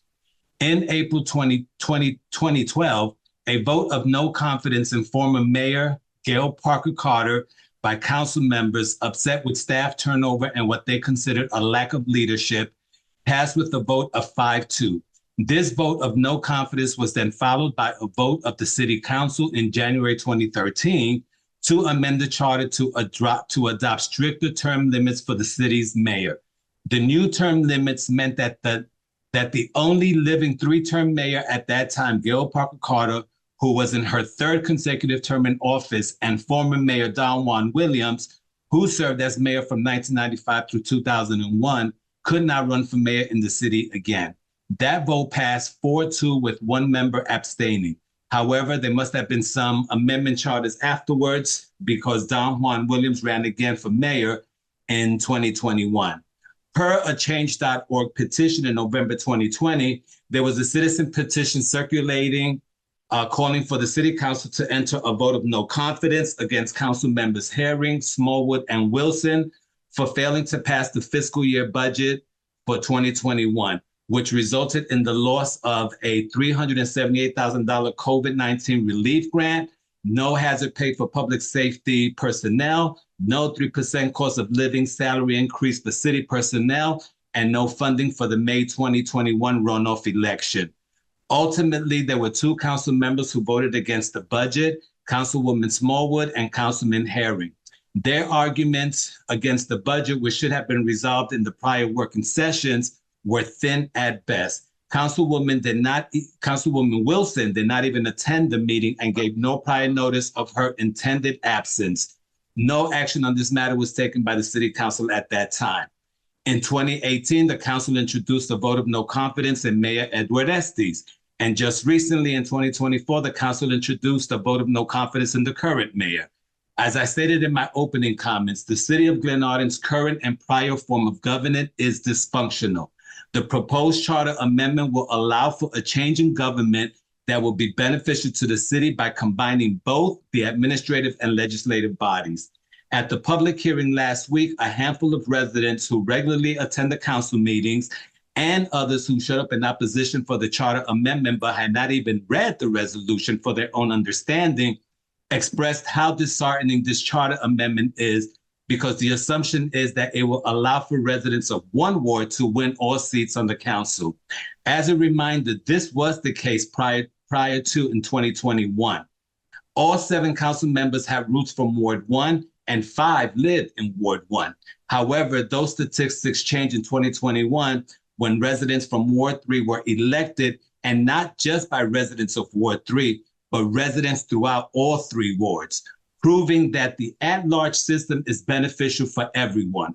Former council members who I have mentioned in my comments are rumored to be potential 2025 candidates in their respective wards.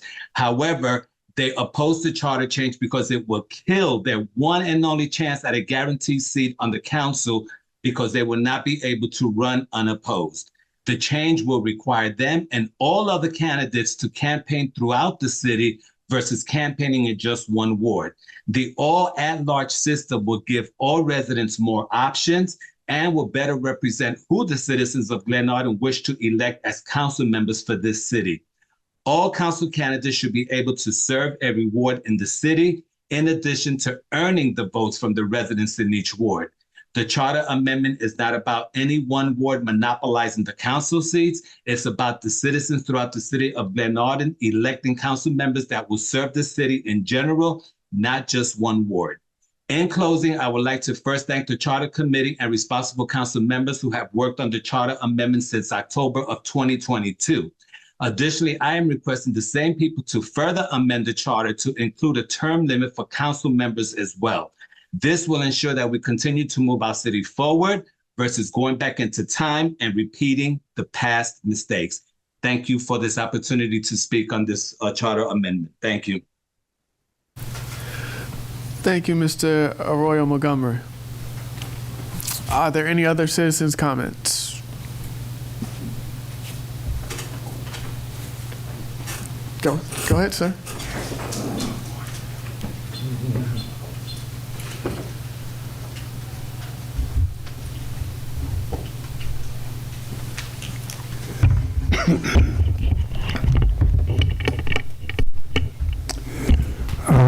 Good evening. Good evening, Mayor Cross and the City Council of Glenarden. My name is Melvin Fields. I'm a resident of Glenarden for the past 52 years. I'm here to find out about my notice that I got for, look like this is trailer night. This is trailer night. I'm here to find out about my, I had an appeal to get a waiver for the trailer that's been in my yard for the past 17 years. Did anybody get, or did the council should have had gotten a letter from me? I don't know if you all saw this letter. Yes. Did all council people get this letter? Yes. Okay.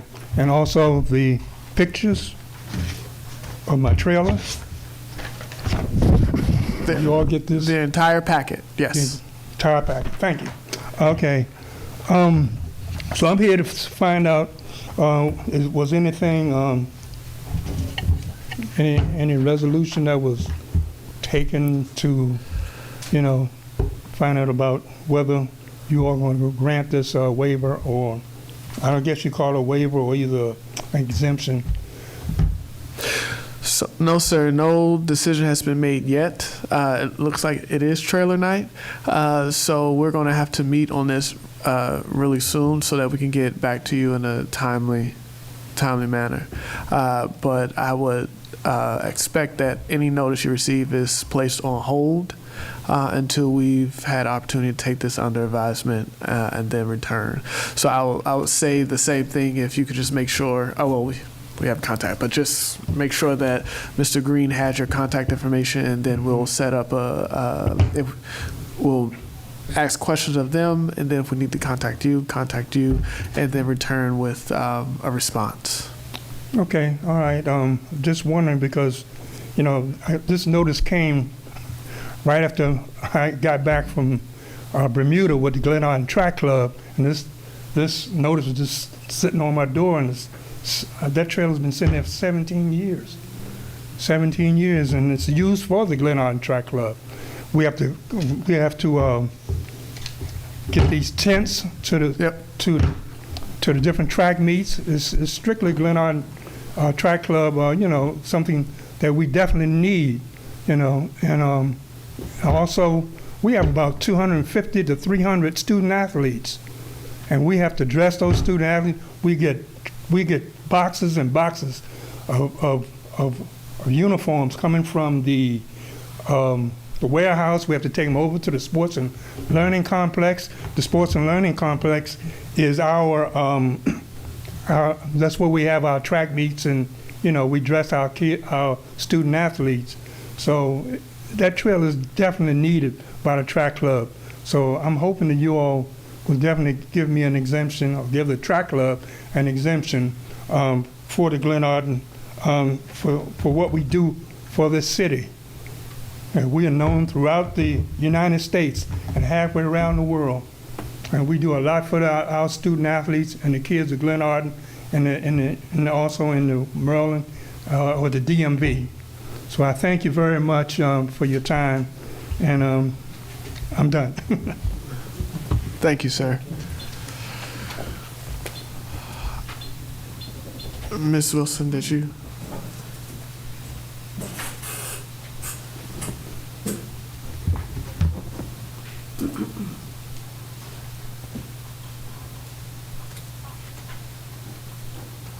Oops, sorry.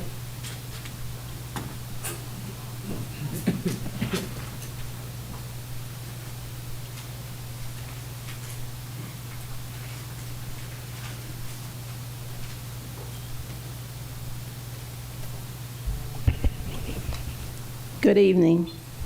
Good evening. Good evening. Mr. Curtis, you made a comment at the public hearing, and I'll quote, any citizen can call and ask for a packet. And that was not true. You didn't make that. My experience in asking for a packet was denied me by you. I called and asked the acting council clerk if I could get a packet for the October 7th, 2024 work session. You called me back, Mr. Curtis, and told me I would have to go online. I wasn't able to do that. You told me that I should call the mayor to see if I could get a laptop through her program. I wasn't going to do that. You told me I could go to the library and use their computer. I told you that as a citizen, I was requesting and expecting to receive a packet. I asked you, was I going to get a packet? And you told me no.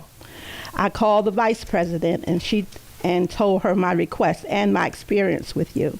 She agreed to speak with you and suggested that I call Mr. Herring, who's my Ward 1 representative. Mr. Curtis and Ms. Ferguson are you are my at-large representatives. However, my Ward 1 representative was the only one who accommodated me with a copy of the packet. This is an example of how the all-at-large doesn't work.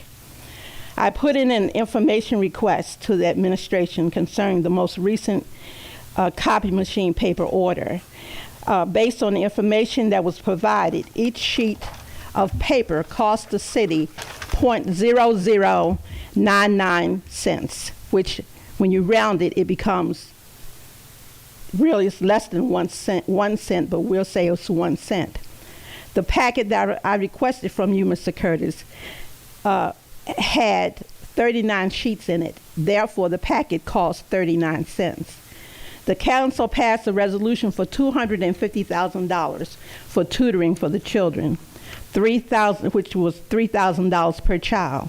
But I couldn't get a packet that cost 39 cents, and I'm a senior resident. The council passed a resolution for $50,000 for uniforms for the children, but I couldn't get a packet for 39 cents. I want to make it clear, my complaint is not against the acting council clerk, but it is against you, Mr. Curtis, the president of the council. I find that you are rude towards Glenarden citizens. You cut us off. You threaten to put us out for no reason. Ultimately, you don't allow us to speak.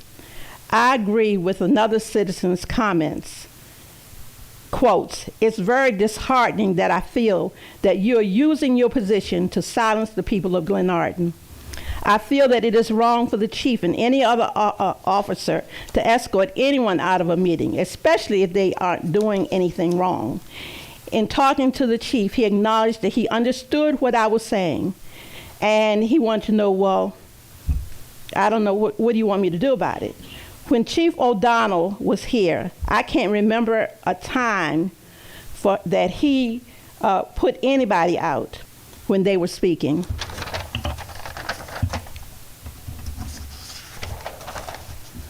Acting City Manager, I would strongly encourage you to please sit down with the chief and with the council members and discuss alternatives to consider in dealing with the citizens during the meetings.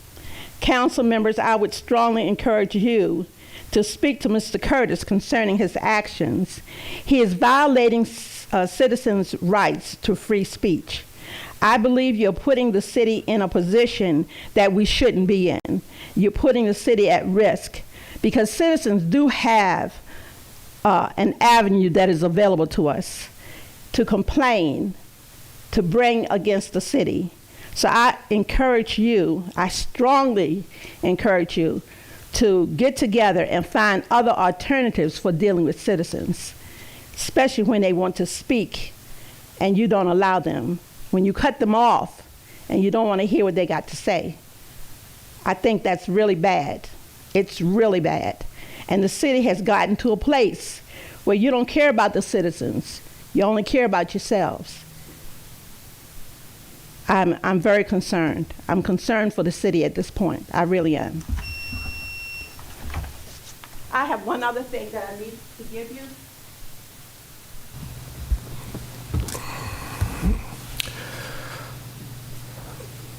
Ms. Wilson, I can take it at the end of the meeting. No, it needs to be, I need to give it to you now so I don't forget it. No, ma'am. I could come there at the end of the meeting and we can discuss. Mr. Treasurer, here's the reimbursement for the paper for the legislation that I received. It cost 39 cents. Although I have already paid for it through my taxes, I'm still going to give you this money. Mr. Stewart, you do not have to accept that. That will. In fact, I'm giving you 49 cents. I'm giving you 39 cents plus 10 cents for the ink. Ms. Wilson, thank you. You can take it back because we're not going to take it. I just want to note that there are packets available for citizens when they walked in the door.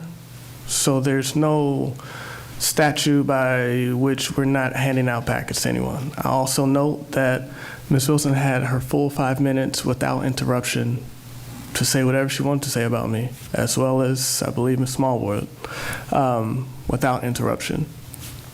So, just one note, I believe that first meeting we had I will say that she is correct when I called her and said that she will not have a packet for that meeting, as well as I called Ms. Smallwood and let her know that she will not have a packet for that meeting. Our council clerk had just resigned, and we had just brought on a new council clerk, so we were not ready. I did, however, inform her that if Mr. Herring came in to please print out extra copies for him to take to Ms. Wilson and Ms. Smallwood, which he did pick up, but I think Mr. Herring missed that meeting. But yes, they're a packeteer. They were packets here last week. And as you were here last week, if you didn't have a packet, I also alerted to citizens that we would create one for them and they can come up to the municipal center and get it. So that's the truth. And only of the several people last week who said that they wanted a packet and that they were going to come the next day, only one person came, even though we created multiple packets. And in several cases, like tonight's packet, there's a full ream of paper that we print for a package just for people not to pick them up. So that's that. With that being said, Ms. Hunter, did you have something?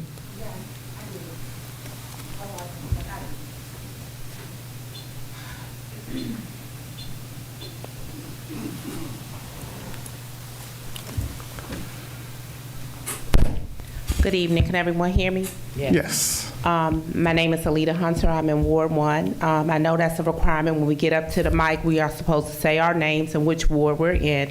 I'm going to follow the protocol. Thank you. Good evening, council members, mayor, treasurer, everyone else that's here. I did not come to this meeting to speak. I came to this meeting just to attend. I'm shaking because I'm upset. Just to be a resident and show support. I'm sitting back here with my two teenage kids, 14 and 15 years old. They know, be quiet. I'm at a meeting. A resident that will get up here and call you disrespectful is sitting back there with a cell phone on where everybody can hear her cell phone, but we can't hear up here. I have heard you been called stupid twice by a resident that got up here and called you disrespectful. Okay? They used to sit up here, and I hope and pray would never run again. This has got to stop in this city. If you don't agree with what someone is saying or their point of view, you don't sit back and attack. Just because I'm sitting back there, there are other residents that could be sitting back there and hearing this, and it's a disgrace. No one up here is stupid. No one in this room is stupid. I also wanted to speak on, I don't even know where I'm going right now because I'm so upset. When is it going to stop? When is it going to stop? It's an embarrassment to people that are looking at these meetings. It's an embarrassment. So what if you don't agree with someone? And it's saying that at large doesn't help. I can talk to anybody here. I can talk to Herring. I live in Ward 1. But I have also called on Angela. No disrespect by saying your first name. Kat, you, Erica, Emma, for anything. And I get help. My thing is this. Someone who wants to run and serve this city, I don't care if you're at large or you live in a ward. Because see, if I'm in Ward 1 and I want to serve my city, it's a whole city. It's not just Ward 1. So I'm going to get out there and I'm going to do what I was voted in to do. All of this, I don't like it. I don't like it, and it's not at y'all, but I don't like the division. Division and all of this stuff talking about I can't get a packet. How many people came to that meeting last week that hadn't even read what was online? I'm sitting at work on my lunch break. What do? I go online and I look at the resolutions that are out there. If I want to print them off, I print them off. But I familiarize myself with it.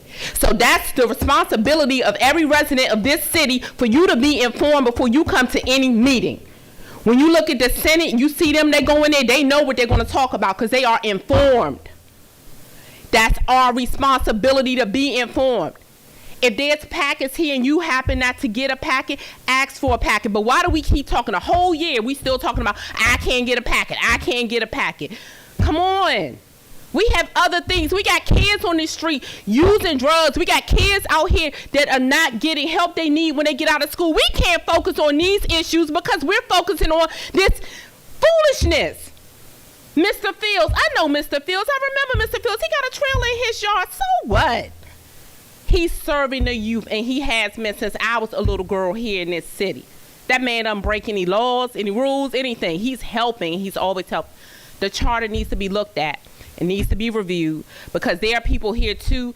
They make their living by being entrepreneurs, and if they're parking their company vehicle or whatever in their yard, that's how they pay their mortgage. They pay taxes here. Why can't they have their vehicle?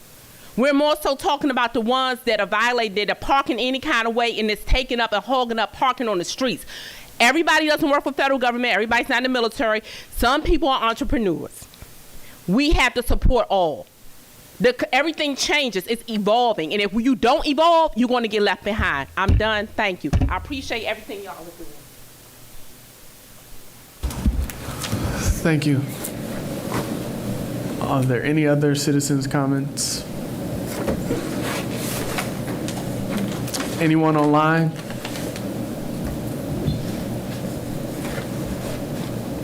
Okay. Mr. President, I do have something I want to say.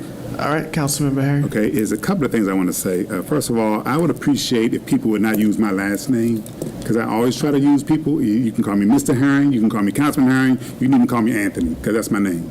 But please do not address me by my last name. I don't like it, and it's happened more than one time. I don't appreciate it. I think it's disrespectful as a individual, because I don't disrespect people that way. I don't. If you know a person, call them by their first name. If you know, or you call them Mr., or you call them by their title, or whatever it is. But that last name thing, I don't like it. That's the first thing. Second thing is, I really don't like when people put out misinformation, because that misinformation about some $379,000 that the city lost. The city of Glenarden never lost $379,000 of COVID money. That money was used. We bought PPEs. We bought, the public works and police were paid hazard pay during that time. So the money was not lost, the money was actually spent. And as a matter of fact, the government had extended the time you could spend it, so that's why I know it was spent. So I don't know why that keeps on going out there. But all that said and done, I do want to thank everybody that participated in Glenarden Day. It was a really successful day, a really successful event. I just want to thank Councilman Maurice Harrison and Councilwoman Kat Guillaume, who were the co-chairs of the event. They worked really hard and tirelessly to get it to be a successful event. It was really a really successful event. I knew this was our last term. This is our last year in our term, and so we wanted to put on a decent Glenarden Day. So I definitely want to thank a lot of people, because it took a lot to get it together. I definitely want to thank the public works crew, administrative staff, the police, the Gold Room staff. They all pulled in and came out and helped out. Definitely want to thank Parks and Recreation, because Parks and Recreation actually not only did they give us a stage and give us chairs, they gave us a $50,000 grant to cover the cost of the event. And Councilwoman Jolene Ivey was instrumental in that, because she reached out and said, hey, do you know about this grant? So I would really appreciate her and her efforts to help us celebrate it. Again, we had some great help out here. Michelle Cheek, I'm telling you, that's one. Ooh, she's dynamite, because I'm telling you, I couldn't get this done without her. She was everywhere. She got this, she got that. She addressed everything that we needed. She kept on top of everything. I told her and the city manager, one thing I asked of them is don't say Tenor Generator to me, and they know why.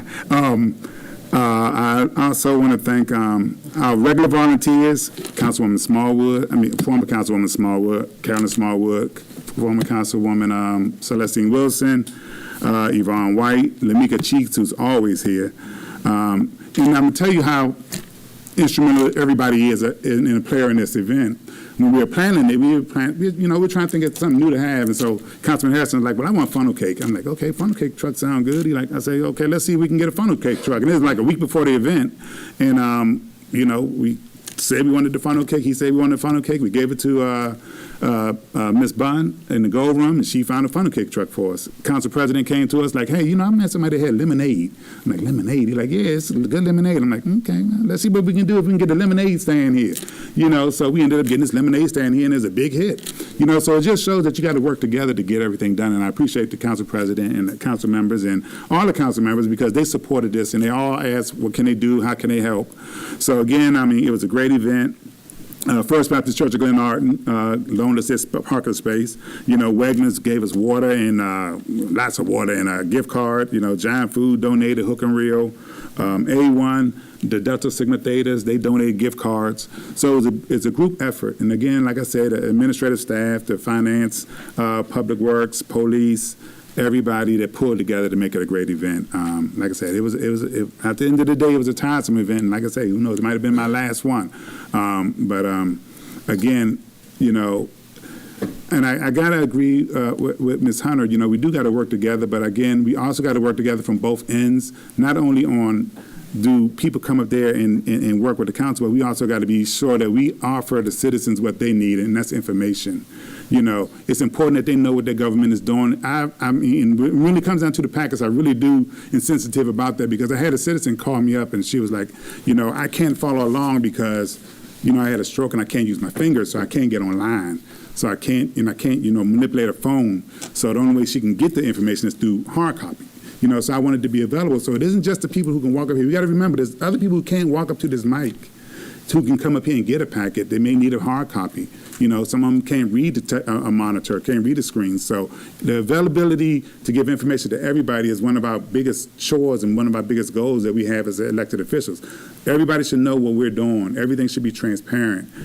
So I'm just saying that because we got to work together. Again, it is a group effort. When people come online and they stop plotting already, I ain't even 2025. I ain't even got to 2025 yet. People are already campaigning against, Councilman Herring. And, whether I'm going to run or not, nobody knows what I'm going to do.